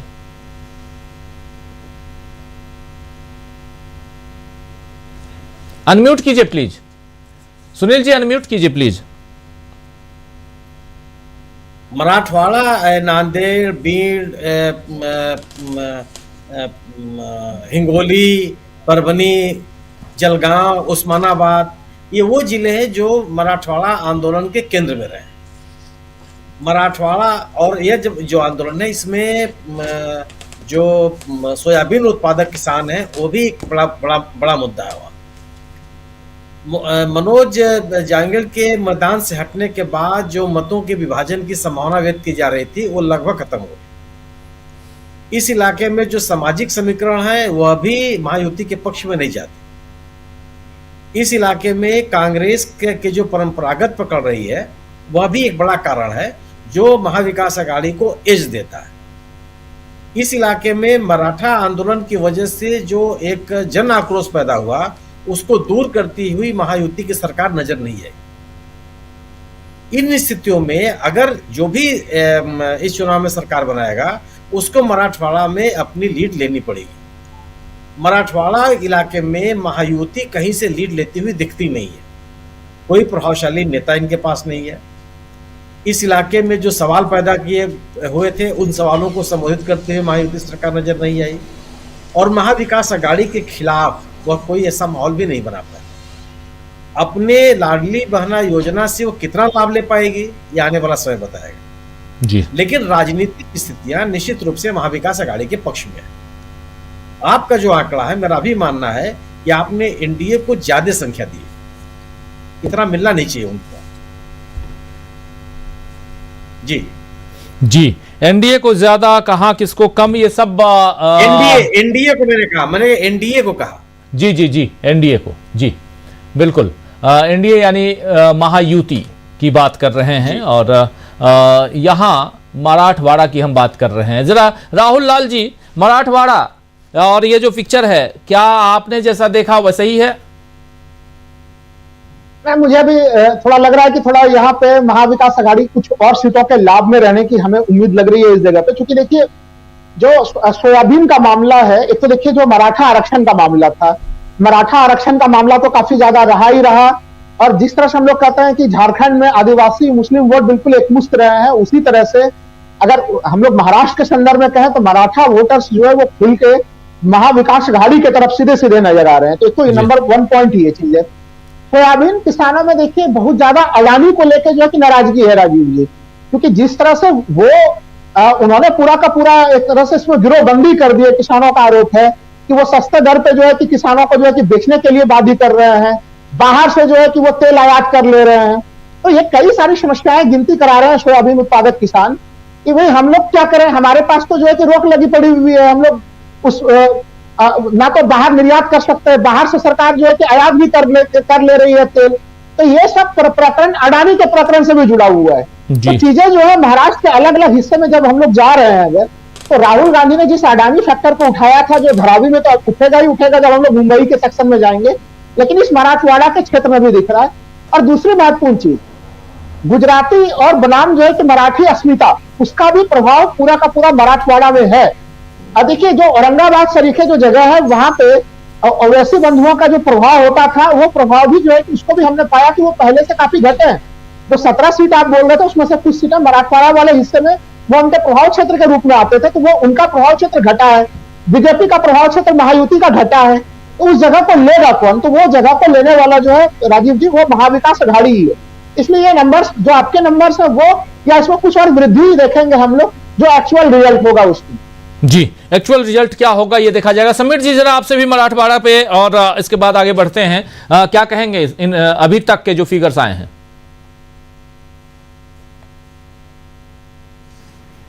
अभी तक के जो फिगर्स आ रहे हैं, जो एक तरह से जिन परिणामों का अनुमान लगाया जा रहा था और जिसकी एक वहां के को देखकर वहां जो मुद्दे चल रहे थे, तमाम चीजें थी, उनके आधार पर ही उस तरह ये लगभग उसी के अनुरूप दिखाई पड़ रहे हैं। हालांकि अभी हम कुछ और एग्जिट पोल्स को भी देख रहे थे, लेकिन उन एग्जिट पोल्स में कई एग्जिट पोल्स में एनडीए को जीतता हुआ दिखाया जा रहा है। लेकिन ये एनडीए जो एग्जिट पोल्स हैं ये वही हैं, उनमें से कई ऐसे हैं जो लोकसभा में भी उनके एग्जिट पोल्स आए थे और उसके बाद हरियाणा में भी आए थे, लेकिन वो सही नहीं साबित हुए। पर जो वहां तमाम रिपोर्ट्स को देखते हुए एक जिस तरह के अनुमान या जो हम लोग बातें भी कर रहे थे, तो ये आपका जो एग्जिट पोल ये दिखाई पड़ रहा है आपको डीबी लाइव पर जी, ये सही होता दिखाई पड़ रहा है। और क्षेत्रवार भी अब इनमें से कुछ में किसी में कुछ प्लस माइनस 2-4 सीटें हो सकती हैं, लेकिन मुझे लगता है कि जब ये टोटल फिगर्स आएंगे तो ये लगभग उसी के अनुरूप हमको होते दिखाई पड़ रहे हैं। और इसका अनुमान पहले से लगाया जा रहा था, जो वहां पर चुनावी मुद्दे हो, चाहे वहां पर जो दोनों ही गठबंधनों के बीच की जो स्थितियां हो, और दोनों ही गठबंधनों ने जिस तरह के मुद्दों को उठाया हो, वहां पर जमीनी मुद्दे उठाए हैं महाविकास आघाड़ी ने, उसका नतीजों पर असर दिखना स्वाभाविक है और वो दिखाई पड़ रहा है इस एग्जिट पोल में। बिल्कुल बिल्कुल। अब जरा जल्दी से मुंबई की 36 सीटें हैं, मुंबई को लेके आना चाहते हैं, और उसके बाद फिर तमाम साथियों से मराठवाड़ा भी, थोड़ा प्रशांत जी से, शकील जी से, प्रेम कुमार जी, अमलेंदु जी, मराठवाड़ा पे भी बात करेंगे, मुंबई पे भी बात करना चाहता हूं। पहले मुंबई की 36 सीटों में क्या स्थिति है ये जरा समझेंगे और फिर हम आगे बढ़ेंगे। मुंबई की 36 सीटें देखिए, एनडीए और इंडिया बिल्कुल कांटे की टक्कर देखिए यहाँ पे, यहाँ थोड़ा सा एज इंडिया को है, और ये मुंबई की जो 36 सीटें हैं उसमें, और कहा जा रहा है कि यहाँ पर उद्धव ठाकरे गुट पर ज्यादा भरोसा लोग अगर शिवसेना में देखा जाए तो मुंबई में दिखा रहे हैं। इंडिया गठबंधन में जो उद्धव ठाकरे शिवसेना गुट है उस पर, और इसलिए इंडिया को यहां एज मिलता हुआ दिख रहा है। एनडीए वर्सेस इंडिया 16 से 18 और 17 से 19 ये और अदर्स 0 से 2, और ये जो मुंबई है ये बहुत महत्वपूर्ण है क्योंकि मुंबई में जो सीटें हैं वो एक जोड़ती हुई तस्वीर, जरा राइट साइड में भी जोड़कर उन तस्वीरों को ले आइए। जो टोटल पिक्चर आ रही हैं वो 126 इधर 126 और 134, एनडीए को 75 से 83 और फिर अदर्स को 1 से 9 सीटें। अभी तक 214 सीटों में से, जी हां 214 सीटों में से इंडिया गठबंधन को अभी तक यहां 126 से 134 सीटें मिल चुकी हैं। मराठवाड़ा की बात हमने कर ली, विदर्भ की बात कर ली हमने, पश्चिम महाराष्ट्र की बात कर ली और मुंबई की ये 36 सीटें। जरा जल्दी से प्रेम कुमार जी आपके पास ही पहले और फिर आगे बढ़ते हैं। जी जी शुक्रिया। देखिए मराठवाड़ा और मुंबई दोनों जोड़ के ही बात करते हैं जी। ये दोनों इलाके एक तरह से आप समझिए कि टेस्टिंग पॉइंट है शरद पवार जी के लिए और उद्धव ठाकरे जी के लिए, और उधर महायुति में अजित पवार और एकनाथ शिंदे के लिए। जो आप इधर दिखा रहे हैं मुंबई के आसपास की सीटें, वहाँ बिल्कुल ये माना जा रहा था कि कांटे की टक्कर चल रही है, तो लेकिन कांटे की टक्कर में कौन पिछड़ जाए ये एक बड़ा क्वेश्चन था। तो इस एग्जिट पोल से ये क्लियर दिख रहा है कि उद्धव ठाकरे ने अपना बेस कंपैरेटिवली ज़्यादा मजबूती से बचाया है, और असली और नकली की लड़ाई भी एक तरह से यहाँ बनी है। और यहाँ हालांकि कांग्रेस का भी स्टेक है, कांग्रेस ने भी यहाँ जो भी सीटें बड़ी मुश्किल से अपने गठबंधन के भीतर हासिल की है, और उसको भी देखना पड़ेगा कि वो अपना बचा पाती है कि नहीं, वो तो इस आंकड़े में नहीं दिखता। लेकिन फिर भी जो कांटे की टक्कर है वो ये बता रहा है कि यहाँ जो एकनाथ शिंदे है उनके लिए झटका है और महायुति के लिए झटका है। और मराठवाड़ा में निश्चित रूप से शरद पवार हावी है, वो नजर आता है। और हम तो ये मानकर चले हैं कि बताते हुए रहे हैं कि महायुति में सबसे कमजोर फैक्टर अगर कोई है तो वो अजित पवार हैं, वही कमजोर कड़ी है। और वो अजित पवार और शरद पवार की लड़ाई में कम से कम अजित पवार बहुत पिछड़ते दिख रहे हैं। ये मराठवाड़ा के आंकड़े इसकी पुष्टि करते हैं। तो अब तक हम लोग जो बातें करते आए हैं उसके हिसाब से ये आंकड़े हैं। जी राजीव जी बिल्कुल बिल्कुल। जरा जल्दी से आना चाहता हूं प्रशांत टंडन जी, मराठवाड़ा और मुंबई के आंकड़े आपके सामने। और मुंबई रीजन में 36 सीटें, 17 से 19 सीटें इसमें आप देखिए। मुंबई रीजन में 17 से 19 सीटें इंडिया गठबंधन को, जबकि 16 से 18 सीटें एनडीए को। ये तस्वीर यहां पर साफ और 214 सीटों के जो आंकड़े हैं उसमें 126 से 134 इंडिया, 75 से 83 एनडीए। क्या कहेंगे? मराठवाड़ा में राजीव जी सबसे बड़ा फैक्टर शरद पवार है जी, और वहां पे असली नकली एनसीपी मराठवाड़ा में ये हावी रहेगा। वैसे ही मुंबई में असली नकली शिवसेना का मामला भी रहेगा।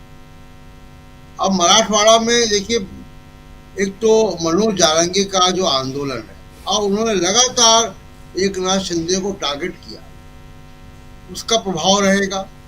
किसानों के मुद्दे हैं ही, और उसके अलावा क्योंकि वहाँ पे पवार बारामती में जो टक्कर है परिवार के अंदर, चाचा भतीजे के अजित पवार वर्सेस योगेंद्र पवार, इसका भी पूरे मराठवाड़ा में आप देखिएगा कि वो एक सीट होती है जो कि असर डालती है। जैसे मुंबई में आदित्य ठाकरे की मौजूदगी, तो मुंबई में आदित्य ठाकरे की मौजूदगी पूरे मुंबई के लिए एक जो है वो मैसेज जाता है।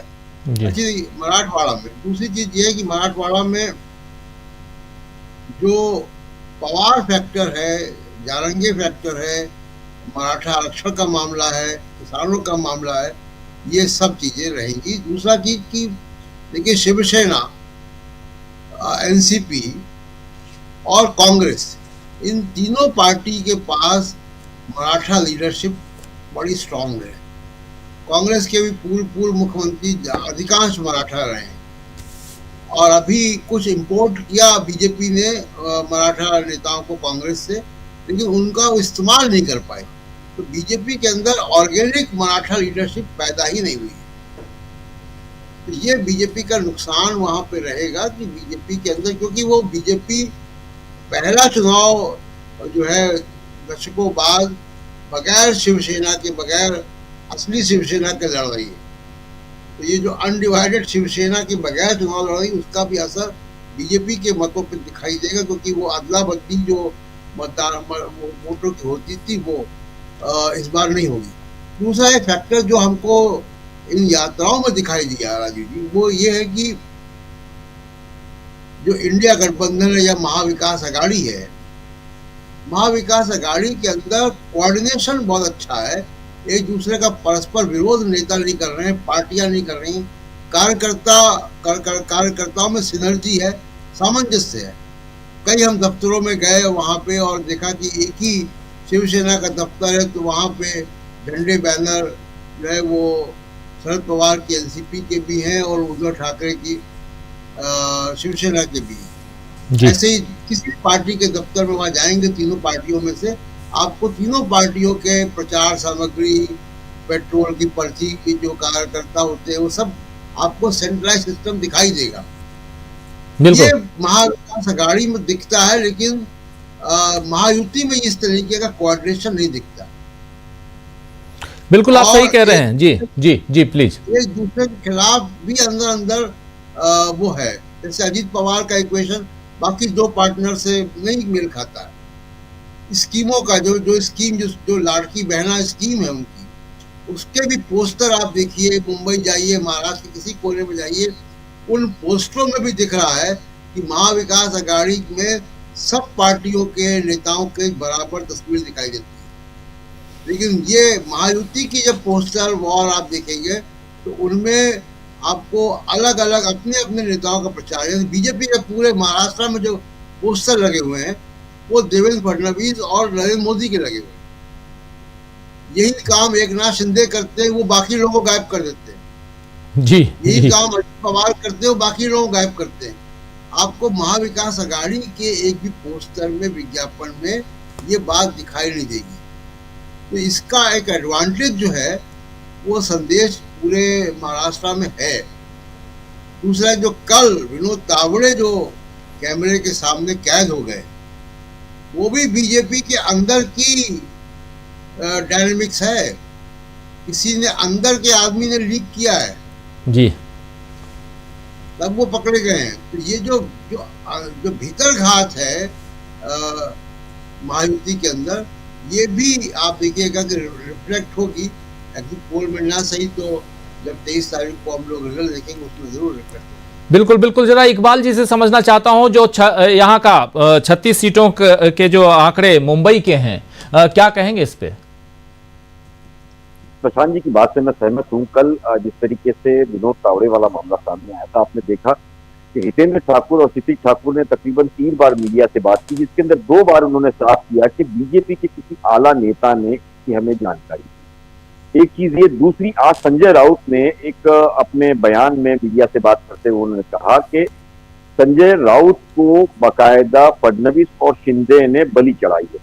यानी कि अगर हम बात करें महाराष्ट्र की और खास करके मुंबई की, तो मुंबई में ये माना जा रहा था, विनोद तावड़े ने पिछले दिनों ये साफ भी किया था कि बीजेपी के अंदर एक चलन है कि जो नेता का नाम या जिस चीजों को ये बताया जाता है वो काम कभी किया नहीं जाता। यानी कि ये भी ऐसे अंदरूनी बात चल रही थी कि अगर बीजेपी पावर में आती है अपने अलायंस के साथ महायुति, तो हो सकता है कि विनोद तावड़े या आशीष शेलार जो है मुख्यमंत्री दावेदार हो सकते हैं। उसकी वजह सबसे बड़ी कि वो मराठा चेहरे है और देवेंद्र फडणवीस जो है ब्राह्मण चेहरे है। मराठा को एक तरीके से खुश करने के लिए ये चीजें की जा रही थी।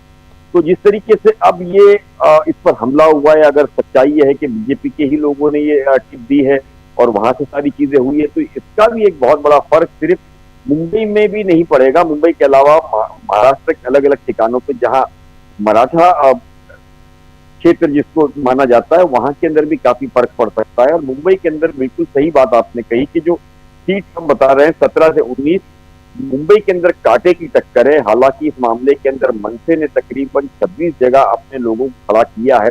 वो एक फैक्टर रहेगा कि कुछ मराठी वोट काटेंगे, नहीं ऐसी बात नहीं है। लेकिन मुझे लगता है कि जिस उद्धव ठाकरे की छवि जो और बहुत बेहतर रिश्ते उसे बेहतर मुख्यमंत्री के रूप में उन्हें माना गया था, तो उम्मीद की जा रही है इस पूरे मामले के अंदर कि मुंबई के अंदर एक एज हासिल होगा। लेकिन मुझे लगता है 19 से शायद ये बढ़ सकता है। 19 से कम होने की उम्मीद मुझे किसी भी तरीके से राजीव की नजर नहीं आ रही है, क्योंकि लगातार प्रयास जो है वो एक मुंबई के अंदर उद्धव ठाकरे और उनके परिवार ने देने की कोशिश की है। जिस तरीके से बीजेपी ने उनका इस्तेमाल किया 1990 में और कैसे वो सत्ता में आए और 2014 के बाद में कैसे उन्हें उतारा गया और फेंका गया। दूसरा, उन्होंने महाराष्ट्र के खास करके कोंकण और मुंबई में जो नकली बेटे की बात उद्धव ठाकरे लगातार करते आए हैं, उनके साथ प्रधानमंत्री मोदी ने जो सवाल किया है कि नकली बेटा नकली औलाद है, तो वो मुद्दा भी यहाँ मुंबई के अंदर खास करके मुझे लगता है राजीव जी काम करेगा। बिल्कुल बिल्कुल ये काम करेगा। जरा एक आंकड़ा और ले आते हैं, और सबसे बड़ी चीज़ कि ये आंकड़ा जो है ये थाने और कोंकण का है, और उसके बाद ये तीनों को जरा जोड़ने की कोशिश करते हैं। कोंकण थाने में आप जानते हैं 39 सीट्स हैं। ये 39 सीट्स में किसके पास कितनी सीटें गई हैं? थाने कोंकण देखिए, एनडीए के पास 21 से 23 सीटें, इंडिया 15 से 17, 0 से 2 अदर्स। यहाँ पर एनडीए बाजी मारते हुए थाने कोंकण क्षेत्र में, और ये एक नाथ शिंदे का एरिया थाने कोंकण पूरा रत्नागिरी से लेकर सिंधुदुर्ग तक आप जानते हैं। और एनडीए और इंडिया में यहाँ मुकाबला जो है एक दिलचस्प मुकाबला है, और ये एनडीए को 21 से 23 सीटें और दूसरी तरफ इंडिया को 15 से 17 सीटें। यहाँ पर इंडिया यहाँ पिछड़ते हुए थाने कोंकण में, और अदर्स के खाते में 0 से 2 सीटें ये हैं थाने और कोंकण की सीटें। और इस आधार पर इंडिया गठबंधन को 141 सीटें होती हैं, 141 से 151 और 96 to 106, यानी यहाँ से अब सरकार बनाने की स्थिति इंडिया गठबंधन की साफ नज़र आ रही है। ज़रा आगे बढ़ें और आना चाहता हूँ जल्दी से हमारे साथियों को स्क्रीन पे लाइए। 253 सीटें यहाँ पर सामने हैं, और 253 में से 141 से 151 सीटें यहाँ आती हुई। जल्दी से शकील अख्तर जी, ये आंकड़े अब लास्ट उत्तर महाराष्ट्र बचता है जहां 35 सीटें हैं, और इसके बाद तस्वीर बिल्कुल क्लियर होगी। थोड़ा छोटा छोटा एक कमेंट और फिर उत्तर महाराष्ट्र खोल के पूरे महाराष्ट्र के सीन को ले आएंगे, और फिर हम चर्चा को थोड़ा सा जल्दी से समेटने की कोशिश करेंगे। एक लंबा वक्त गुजरा है आप लोगों के साथ। जी, ने बात करी, इन 5 क्षेत्रों में इंडिया गठबंधन बहुमत लेते हुए दिख रहा है, और अभी लास्ट और हो जाएगा तो उसके बाद हमें लगता है कि वो बहुमत का आंकड़ा बड़ा स्पष्ट हो जाएगा। देखिए, इसका कारण बड़ा स्पष्ट है कि इंडिया गठबंधन ने पूरा चुनाव वास्तविक मुद्दों पर लड़ा, और उन वास्तविक मुद्दों का प्रभाव ये हुआ कि एनडीए में, खासतौर से बीजेपी में एक डर बैठा हुआ है। अभी हमने जो कहा था, ये जो नारा दिया था बड़ा इंटरेस्टिंग नारा है, और इस नारे के कई रूप हो सकते हैं। वो जो खुद बीजेपी बता रही है कि जो तावड़े ने पैसे बांटे हैं, तो हमें लगा है कि डरेंगे तो बांटेंगे। जनता को ज्यादा से ज्यादा डराना चाहिए इनको। पैसा बहुत है, जितना ये डरेंगे उतना ज्यादा पैसा बांटेंगे। 1000 करोड़ रुपए चुनाव आयोग ने पकड़ा है, और 5 करोड़ तो अभी तावड़े जी के पास, 9 करोड़ और डायरी में जाने कितना हिसाब है। तो ये जो सारा का सारा पैसा है, ये तभी बाहर निकल के आएगा जब एक डर पैदा होगा, और वो डर जनता का ही पे होता है कि आप हार रहे हो, आपकी स्थिति खराब है। तो हमें तो यही लगता है कि डरेंगे तो बांटेंगे। तो इसलिए अभी जो है कि आपके जो आंकड़े हैं वो महाराष्ट्र में बता रहे हैं कि एक डर जो है वो एनडीए में, बीजेपी में बैठ गया है। जी, एक डर बैठा हुआ है। जल्दी से प्रेम कुमार जी, आपको भी लगता है कि एनडीए, बीजेपी और यहाँ इंडिया, और मुद्दों की बात भी यहाँ जरूरी है, उस पर भी चर्चा करेंगे जब हम उत्तर महाराष्ट्र लेके आ जाएंगे, मतलब पूरा 288 सीटें हमारे सामने होंगी। एक छोटा कमेंट इस पे। जी, सबसे पहले तो ठाणे वाले इलाके से जो मजबूती एनडीए को दिखती है, उसका मतलब है कि एकनाथ शिंदे अब एक नई पार्टी लेकर के अपनी मतलब खड़ी हो गई और वास्तव में शिवसेना टूट गई है, इसकी पुष्टि होती है इन आंकड़ों से, एक बात है। दूसरी बात, जो अब तक नतीजे आए हैं उसमें बहुमत जो है महा विकास अघाड़ी को मिलता अब दिख रहा है, कोई संदेह नहीं रह जाता और बहुत आराम से बहुमत मिलता दिख रहा है। यहीं से ये समझते हैं ये जो आराम वाला सहूलियत वाला बहुमत है, जो जबरदस्त बहुमत है, इसका मतलब क्या है? इसका मतलब है कि जनता ने ये सोचा है कि अगर हम सहूलियत वाला बहुमत नहीं देंगे तो ये फिर तोड़ फोड़ करेंगे, फिर ये अपनी सरकार बनाने की कोशिश करेंगे।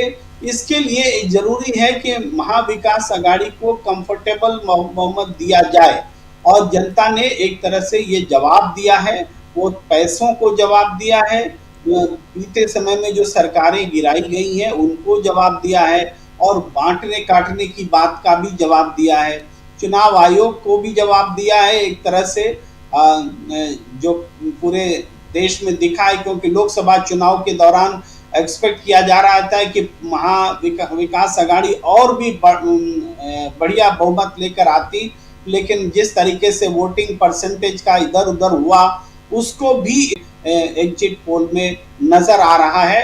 और साथ में जो दूसरे भरमाने वाले एग्जिट पोल भी हैं मार्केट में, बाजार में, पर बने रहना चाहिए, जो कि एग्जैक्ट पोल जो है वो उसकी पुष्टि करेंगे। हमें लगता है कि आपने जो मेहनत की है, आपने जो दिखाया है और ईमानदारी से दिखाया है, जो जहां आगे है उसको बताया है, चाहे थाने का इलाका हो, चाहे मुंबई का इलाका हो, कहीं बराबरी की टक्कर है, कहीं इंडिया गठबंधन, कहीं एनडीए को बढ़त है, वो भी आपने बहुत वही दिखाया जो आपके पास आंकड़े आए हैं। हमें लगता है कि हम बहुत सही दिशा में जनता को देख पा रहे हैं, उनके मत को समझ पा रहे हैं। जी बिल्कुल बिल्कुल। जल्दी से जरा उत्तर महाराष्ट्र हम लेके आ जाते हैं, पूरे आंकड़े ले आते हैं और आप तमाम साथियों के एक एक कमेंट के साथ इस कार्यक्रम को के समापन की ओर चलेंगे। जल्दी से उत्तर महाराष्ट्र की 35 सीटें और फिर इकबाल जी के पास और तमाम साथियों के पास, और जरा मुंबई, ठाणे, कोंकण, उत्तर महाराष्ट्र ये सब समझेंगे कि क्या स्थितियां हैं। उत्तर महाराष्ट्र की 35 सीटें एनडीए यहां पर लीड करते हुए, उत्तर महाराष्ट्र में एनडीए को 19 से 21 सीटें, इंडिया को 13 से 15 सीटें, अदर्स को 0 से 2 सीटें। ये सूरत हाल है यहां उत्तर महाराष्ट्र में। एनडीए 19 से 21 सीटें, इंडिया 13 से 15 सीटें, अदर्स 0 से 2 सीटें। ये उत्तर महाराष्ट्र में जो सीटें हैं 35 सीटें उत्तर महाराष्ट्र की। डीबी लाइव इलेक्ट लाइन का ये एग्जिट पोल, और उस एग्जिट पोल में अब जरा टोटल सीट ले आइए, राइट साइड में 288 के 288 टोटल कितनी सीटें बनती हैं वो जरा ले आइए स्क्रीन पर। और उसके साथ साथ फिर अब तस्वीर ये देखिए, 115 से 127 सीटें आती हुई दिख रही हैं एनडीए को, यानी महायुति को, और 228 के 228 में से, और इंडिया को 154 से 186, 288 इसमें 288 में से इंडिया को 154, 154 टू 166 सीटें मिल सकती हैं। एनडीए को 115 से 127, अदर्स को 1 से मिनिमम 1 मैक्सिमम 13 सीटें 13 सीटें मिल सकती हैं। ये सूरत हाल टोटल ओवरऑल उत्तर महाराष्ट्र, ठाणे, कोंकण, मुंबई, मराठवाड़ा, विदर्भ और पश्चिम महाराष्ट्र, ये तमाम 6 हिस्सों में बटा हुआ महाराष्ट्र, और उसकी तस्वीर आप तक हम रख रहे हैं। जल्दी से आना चाहूंगा इकबाल ममदानी जी के पास और फिर आप तमाम साथियों के पास। इकबाल भाई, आपसे जरा समझूं ये आंकड़े क्या कहलाते हैं, क्या कहेंगे आप इस पे? है कि महाराष्ट्र के 6 रीजन के अंदर 4 रीजन जो है वो महाविकास आघाड़ी जो है वो एज हासिल कर रही है। कोंकण, थाना, नासिक का और ये जो मतलब खानदेश की जो हम बात कर रहे हैं वहां थोड़ा सा उनको डेंट लग सकता है पूरे मामले के अंदर। पूरे अगर महाराष्ट्र राज्य की बात करें तो सेना वर्सेस सेना जो है 51 जगह पर सामने एक दूसरे के सामने लड़ रही है। यही 51 सीटें डिसाइड करेंगी कि असल श्री सैनिक कौन है। हालांकि कोंकण फिलहाल जो है वहां पकड़ जो है ये एकनाथ शिंदे बनाए हुए जरूर दिख रहे हैं, लेकिन उद्धव ठाकरे को भी बड़ी उम्मीद है कि वो इस बार एकनाथ शिंदे का ग्राफ जो है वो गिरा सकते हैं। अभी देखिए जनता लेकिन जो अब तक सर्वे आ रहा है वो सर्वे ये साफ कर रहा है कि कोंकण नासिक का जो यानी तो हम गिरते हैं नॉर्थ महाराष्ट्र, वो पकड़ अभी महायुति की बराबर ज्यादा है। बाकी 4 जो रीजन है उसके अंदर महाविकास आघाड़ी जो है वो आगे चल रही है। तो अब 23 तारीख को ही पिक्चर साफ हो जाएगी कि आखिरकार महाराष्ट्र और मुंबई किसका। बहुत कम समय, लेकिन मुझे अब तक जो उम्मीद है वो मैं फिर बता दूं आपको, हम जिस तरीके से बता रहे 115 से 127, 154 से 166, मुझे उम्मीद है कि शायद महाविकास आघाड़ी को इससे ज्यादा सीट मिल सकती है। विदर्भ मराठवाड़ा से इन्हें एक एज हासिल हो सकता है, ये शायद आंकड़ा हो सकता है 160 के ऊपर जा सकता है। ये मेरी अपनी सोच है जो लगातार मेरे लोगों से बातचीत चालू है के साथ। जी जी बिल्कुल बिल्कुल। अमलेंदु उपाध्याय जी जरा आपसे भी समझो इन टोटल आंकड़ों पे। राजीव जी बिल्कुल लगता है कि महाविकास आघाड़ी जो 175 सीटों के आसपास जाकर सरकार बनाता हुआ दिखाई पड़ेगा, क्योंकि हम लोग जब लेकर चले हैं इसको तो बहुत सारी चीजें बहुत ध्यान में रख के चले हैं। चुनाव के लिए भी कुछ सीटें छोड़ी गई हैं शायद ऐसा लगता है, तो लेकिन चुनाव की सीटें अगर नहीं होती हैं, हालांकि चुनाव आयोग ने बदमाशियां तो आज काफी ज्यादा दी है, लेकिन जिस तरीके से उत्तर प्रदेश से अखिलेश यादव ने प्रहार किया चुनाव आयोग पर लगातार, उसके बाद शायद कुछ चीजें करने से बचे। और चूंकि अब तो ये सोशल मीडिया पे चर्चा भी चल रही है राजीव जी जबरदस्त तरीके से कि चुनाव के बाद राजीव कुमार पे महाभियोग चलाया जाए, तो इन सारी चीजों को देखते हुए लगता ही है कि शायद चुनाव आयोग हरियाणा में जो उसने खेल किया था उस तरीके का खेल करने से बाज आएगा महाराष्ट्र झारखंड में, और ये मुझे लगता है कि थोड़ा और ज्यादा बढ़ता हुआ दिखाई देगा राजीव जी, थोड़ा बढ़ता हुआ दिखाई देगा यहाँ पे। जी जी इकबाल जी कुछ जोड़ना चाहते हैं? मैं ये चाह रहा हूँ, देखिए जो सर्वे आ रहा है आप उसके अंदर एक चीज नोट करिए कि इस पूरे सर्वे में इंडिपेंडेंस जो है दोनों ही जगह पे बहुत बड़े मात्रा में खड़े थे, जिसका ये उम्मीद की जा रही थी कि इंडिपेंडेंस काफी बड़ी मात्रा के अंदर 1995 के बाद आ सकते हैं। लेकिन हर सर्वे इंडिपेंडेंस को लगभग काटते हुए दिखा रहा है, यानी कि लोगों ने विश्वास जो है वो पार्टी से किया है। अगर पार्टी से विश्वास किया है तो मुझे लगता है कि उस पार्टी के अंदर महाविकास आघाड़ी को एज हर सर्वे के हिसाब से आगे था, और इसलिए मैं ये कह रहा हूं कि मुझे उम्मीद लग रही है कि आने वाले दिनों के अंदर महाविकास आघाड़ी एक बड़ी पार्टी बनकर के आ सकती है। जी, महाविकास आघाड़ी के और एक कारण जो है इकबाल जी बता रहे हैं, बहुत इंपॉर्टेंट यहाँ पे बातें हो रही है। प्रशांत टंडन जी क्या कहेंगे आप? अब आंकड़े आपके सामने हैं। जी, मैं पहली बात तो इकबाल जी की बात से बिल्कुल सहमत हूँ कि बहुत कुछ ये कहा जा रहा है कि बड़े रेबल खड़े हो गए और छोटी छोटी पार्टियां हैं, लेकिन जो आपके एग्जिट पोल के हिसाब से महाविकास आघाड़ी और महायुति के बीच सीधी टक्कर है, और उसमें जो वोट काटने वाली पार्टियां उनका रोल कम दिखाई दे रहा है। और ये वोट काटने वाली पार्टियां ये भी एक इलेक्शन इंजीनियरिंग का हिस्सा होता है बीजेपी की तरफ से। तो अगर वैसा फिगर एक्चुअल में भी आएगा तो ये सीटें या तो यहीं रहेंगी या इंडिया गठबंधन की बढ़ती भी दिखाई देंगी।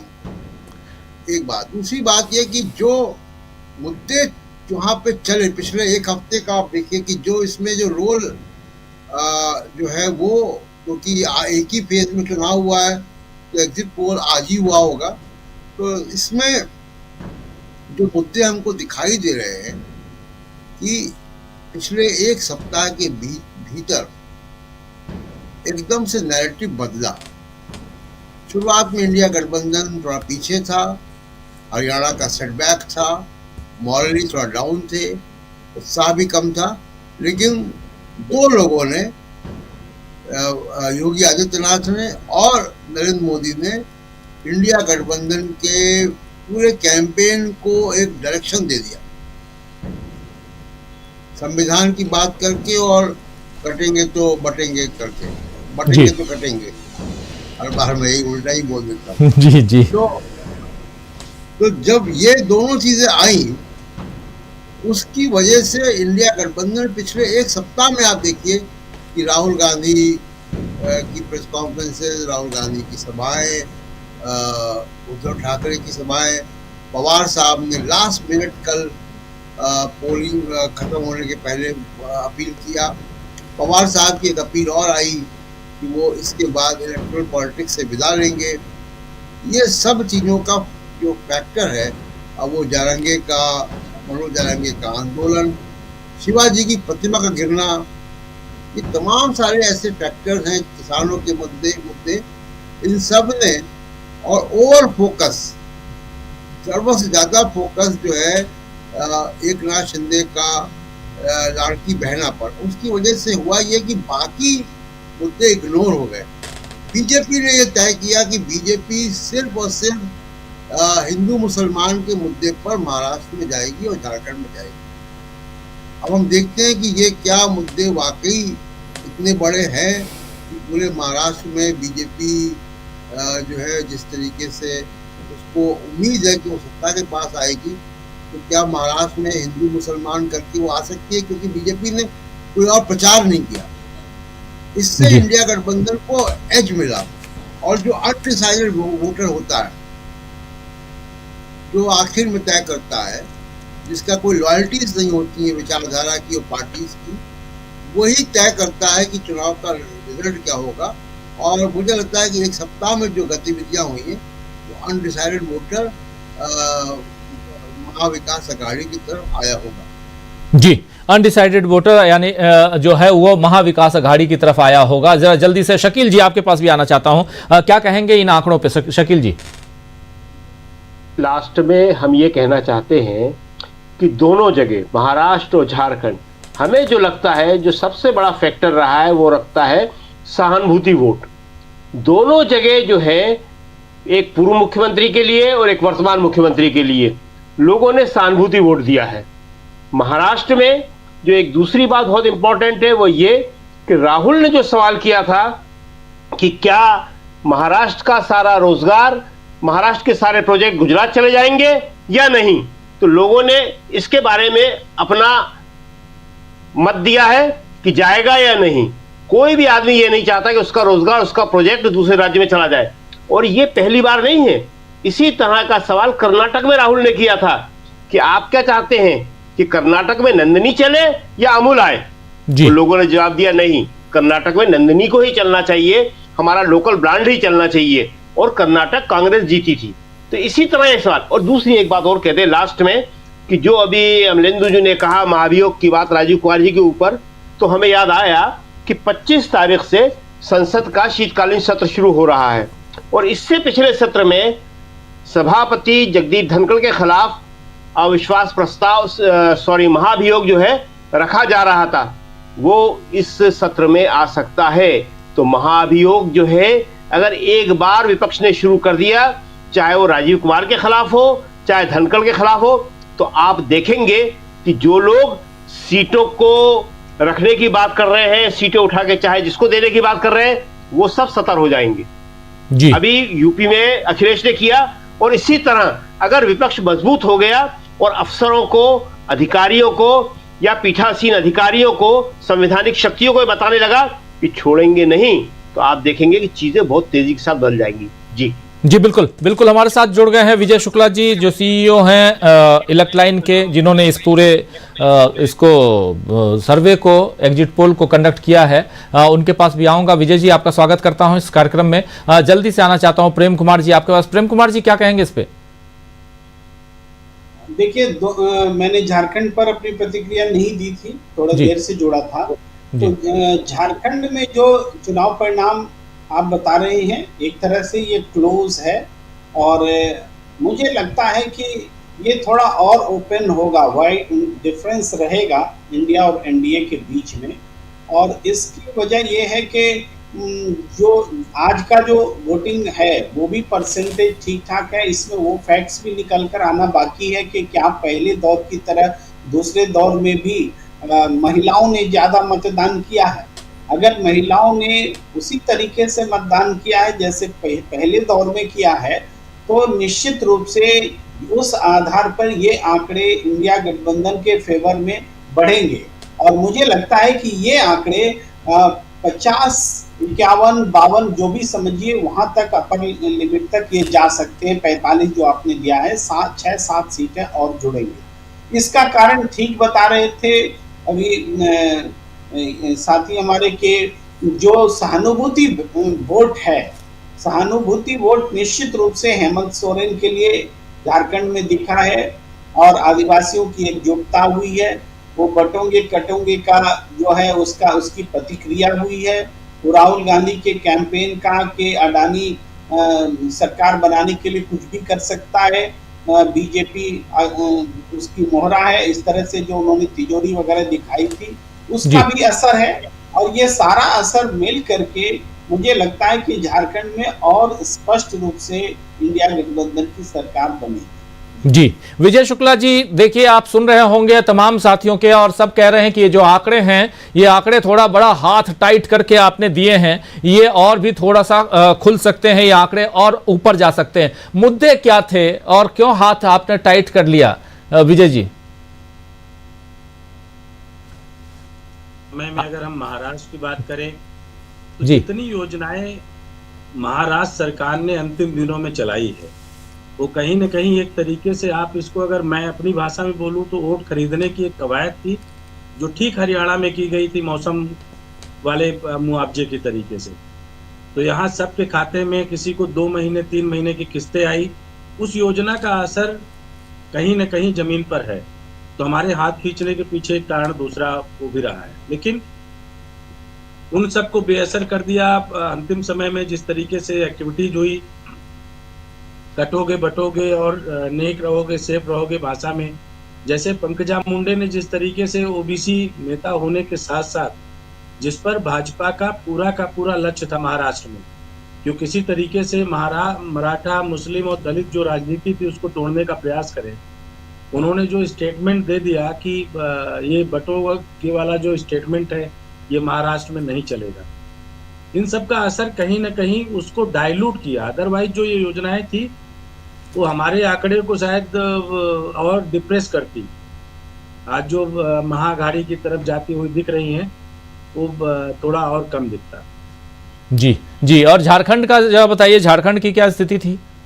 झारखंड की स्थिति थी वो पूरी की पूरी लड़ाई झारखंड अस्मिता के नाम पे थी। जैसे आपने कर्नाटक में देखा था, कर्नाटक अस्मिता एक तरीके से उठ गई थी नंदनी और अमूल के बनाम, तो वैसे ही झारखंड में एक बात साफ थी कि वो झारखंड के उस बच्चे की पूरी राजनीति खत्म करना चाहते हैं जो झारखंड की आज़ादी के लिए कहीं ना कहीं इन्वॉल्व था। जो रेड से लेकर के जितने भी चीजें की गई वो सब कुल मिलाकर के एक कवायद साफ थी, जहां कांग्रेस के हर दावे की मजबूती दिख रही थी। दूसरा सबसे बड़ी बात है कि लोगों ने ये महसूस किया कि इस बार कांग्रेस ने जेएमएम को पूरी तरीके से खुला हाथ दिया है लड़ने के लिए। तो ये जो एक सोची समझी नीति थी, कहीं ना कहीं इसने बहुत ही अलग इम्पैक्ट डाला है।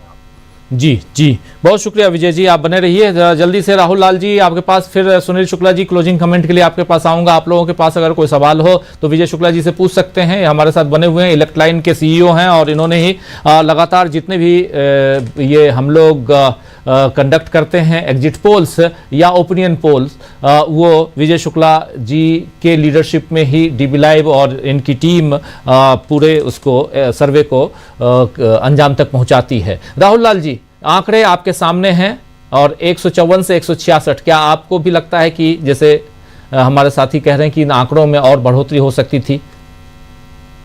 ना राजीव जी, देखिए हमें भी लग रहा है कि थोड़े 170 प्लस के आसपास का आकलन जो है कि व्यक्तिगत तौर पे मैं कर रहा था, और लेकिन फिर भी इस आंकड़ों से मैं काफी हद तक सहमत हूँ विजय शुक्ला जी और आपने जो पूरी मेहनत की है। क्योंकि देखिए कोंकण के क्षेत्र में जाते थे तो एक अंतर दिख रहा था कि भारतीय जनता पार्टी कोंकण और थाने के रीजन में जो है कि वो थाने के रीजन में आगे बढ़ती हुई दिख रही थी। उत्तरी महाराष्ट्र में जो है एनडीए घटक दल महायुति वो आगे दिख रही थी। तो मोटे तौर पर जो हम लोग, मैं 22 दिन लगभग महाराष्ट्र में रहा था, अलग अलग टुकड़ों में, अलग अलग खंड में, तो जो चीज बिल्कुल जमीन पे मैंने देखा है लगभग उसी की आवृत्ति मैं यहाँ पे इस आंकड़ों में देख रहा हूँ। तो 4, 5, 6 सीटें बिल्कुल बढ़ने की संभावना मुझे अभी भी लग रही है। क्योंकि तो वो परिस्थितियां, चूंकि जो तमाम मुद्दे रहे, जो मुद्दे राहुल गांधी ने उठाए, जो मुद्दे महाविकास अघाड़ी ने उठाए, वो मुद्दे तो थे ही। और दूसरा महत्वपूर्ण चीज की देखिए, लोकसभा चुनाव में हम लोगों ने देखा था कि नेताओं के स्तर पे महायुति में गठबंधन था, कार्यकर्ता के स्तर पे नहीं था। लेकिन जो विधानसभा चुनाव में मैंने महाराष्ट्र में देखा कि कहीं न कहीं ये गठबंधन महायुति में ना तो नेताओं के स्तर पे था राजीव जी, और ना कार्यकर्ताओं के स्तर पे तो था ही नहीं। तो एक तरह से जो एकनाथ शिंदे जो भरपूर प्रयास कर रहे थे, वो भारतीय जनता पार्टी के विरुद्ध जो है कि उनको हराने के लिए, अजित पवार जो है अपने दूसरे संगठक समूहों को हराने के लिए जो प्रयास कर रहे थे, तो एक वहां पर सिर्फ फुटबॉल की स्थिति थी। और ये जो आंकड़े हम लोग देख रहे हैं, उसमें तमाम मुद्दों के साथ साथ वो सिर्फ फुटबॉल का भी मामला है, जबकि महाविकास अघाड़ी के कार्यकर्ताओं के स्तर पर जो संबंध है और नेताओं के स्तर पर जो संबंध है वो काफी कुछ जो है कि संगठित किस्म का दिखा। जिस तरह से सरकार काफी संगठित होकर चलाया था इन लोगों ने, उसी रूप में चुनाव भी लड़ा गया था यहाँ पे महाराष्ट्र के संदर्भ में जी। और एक जो सबसे बड़ा मुद्दा जो आखिर में मैं रखूंगा, जो शुरुआत में भी मैंने कहा था कि महाराष्ट्र बनाम गुजरात ये चुनाव हो ही गया था। जैसे कि वहां पे आदिवासी अस्मिता का मामला झारखंड में रहा, उसी तरह से यहाँ पे मराठी अस्मिता का मामला रहा। 18 बड़े प्रोजेक्ट को जिस तरह से उठा के ले जाया जा रहा था गुजरात चुनाव से पहले से हम लोग देख रहे थे, तो बहुत बड़ा मुद्दा था और लोगों के दिल पे काफी गहरी चोट पहुंचाई थी। और शरद पवार जो कि एक बड़े नेता हैं, वो काफी मजबूती से चुनाव लड़े। उद्धव ठाकरे, मैं अभी भी मानता हूं कि वो इस परीक्षा में काफी अच्छे से सफल होंगे। इस जगह पे असली नकली की लड़ाई में वो भी पास होंगे। तो महाविकास अघाड़ी का कोई कोना कमजोर नहीं कर सकते कि ना कांग्रेस कमजोर है, यहाँ पे शरद पवार कमजोर है और उद्धव ठाकरे भी काफी मजबूती से लड़े। उसका भी परिणाम है ये आंकड़े। राजीव जी जी जी बिल्कुल बिल्कुल। Sunil Shukla ji, final comment. मेरा मानना यह है कि महाराष्ट्र में महाविकास अघाड़ी के जो तीनों दल हैं, कांग्रेस, एनसीपी शरद पवार और शिवसेना उद्धव ठाकरे, इन तीनों राजनीतिक दलों का जनाधार है और इन तीनों दलों का जनाधार लगभग पूरे राज्य में है। पश्चिम महाराष्ट्र, विदर्भ और मराठवाड़ा, जहाँ से सर्वाधिक सीटें भी आती हैं और इन इलाकों में अर्बन और रूरल का एक तरह का विभाजन भी अच्छे खासा दिखाई पड़ा। यह और इसमें महाविकास अघाड़ी की बढ़त भी है। तीसरी चीज की मुंबई और ठाणे और कोंकण के इलाके में उद्धव ठाकरे और कांग्रेस की एक मजबूत टक्कर है बीजेपी के साथ, और बीजेपी की जो महाराष्ट्र की राजनीति में प्रवेश होता है वो कोंकण से ही प्रवेश होता है, लेकिन वहाँ कांग्रेस और शिवसेना ने उसको मजबूत टक्कर दी है। और यह इससे भी परिभाषित होता है विपक्ष बीजेपी से किस तरह से लड़ रहा है। हालांकि वो वंचित महाविकास अघाड़ी के लोग थे जो पालघर में जिन्होंने विनोद तावड़े को पकड़ा और उन्होंने जिस तरह से उनका घेराव किया, लेकिन उस क्षेत्र में, यानी कि यह पालघर की घटना ये बताती है कि मुंबई, ठाणे, पालघर, कोंकण, इनमें भी भारतीय जनता पार्टी के खिलाफ राजनीतिक विरोध है और वहां पे पूरी सक्रियता के साथ लोग मौजूद हैं। गोया कि महाविकास अघाड़ी किसानों के मुद्दों के साथ, गुजरात बनाम महाराष्ट्र में महाराष्ट्र अस्मिता के साथ और रोजगार और आर्थिक निवेश के मुद्दे को लेकर के महायुति की सरकार को घेरने में सफल रही है। दूसरी तरफ महायुति में एकता नहीं दिखाई पड़ी। एक तरफ अजीत पवार बीजेपी में संघर्ष दिखाई पड़ा, बीजेपी के लोग बीजेपी के खिलाफ बाकायदे बयान दिया है अजीत पवार ने। उन्होंने कहा कि मुझे मेरे इलाके में प्रधानमंत्री के भी चुनाव प्रचार करने की आवश्यकता नहीं है जी। उन्हीं अजीत पवार के साथ शिंदे शिवसेना का मतभेद दिखाई पड़ा। कार्यकर्ताओं के बीच में भी कोई सिनर्जी नहीं दिखाई पड़ी और इसका असर जो आज का मतदान का प्रतिशत है उसमें ही परिलक्षित होता है। ऐसे में एकजुट होकर के महाविकास अघाड़ी का चुनाव लड़ना और बिखरी हुई महायुति के ऊपर महाविकास अघाड़ी का एक एज दिखाई पड़ता है साफ साफ। जी जी जी बिल्कुल। तो ये सूरत हाल है झारखंड में। कुल 81 सीटें और 81 में से इंडिया गठबंधन को हमारे डीवी लाइव और इलेक्ट लाइन का जो एग्जिट पोल है उस आधार पर 41 से 45 और 33 से 37 एनडीए को और उसके बाद 1 से 5 अदर्स के खाते में ये जा सकता है। ऐसी तस्वीर हो सकती है, ऐसे रिजल्ट आ सकते हैं 23 तारीख को जब काउंटिंग होगी ईवीएम की और पोस्टल बैलेट की। उधर आप देखिए महाराष्ट्र विधानसभा जो है उसमें 288 सीटें हैं और कुल 288 सीटों में से इंडिया गठबंधन 154 से 154 से 166 यानी 166 सीटें पा सकती हैं। इसके बीच आ सकती हैं सीटें। और दूसरी तरफ एनडीए जो अभी सत्ता पर काबिज है, छीनी हुई सरकार है, आप जानते हैं। ये मत भूलिए कि 2019 में भी एनडीए छीनी हुई सरकार ही लेकर आई थी। तो यहां पर 2019 में सत्ता और उसके बाद तीसरी सरकार है ये उस 5 साल के अंतर्गत। तो यहां पर 154 से 166 इंडिया और 115 से 127 एनडीए, अदर्स के खाते में 1 से 13 सीटें आ सकती हैं। तो इन जानकारियों के साथ इस कार्यक्रम को समाप्त करने की इजाजत चाहता हूं। जरा हमारे तमाम साथियों को स्क्रीन पर ले आइए। देखिए सब लगातार बने रहे, आप सबका बहुत शुक्रिया अदा करता हूं। प्रशांत टंडन जी, सुनील शुक्ला जी, इकबाल जी, प्रेम कुमार जी, राहुल लाल जी, शकील अख्तर जी, अमलेंदु उपाध्याय जी, विजय शुक्ला जी, आप सबका बहुत शुक्रिया, बहुत धन्यवाद। और आप तमाम साथी जो हमारे साथ बने रहे इस एग्जिट पोल में एक लंबे वक्त से, आप सबका भी बहुत बहुत शुक्रिया अदा करता हूं। कल शाम 7 बजे फिर न्यूज पॉइंट लेकर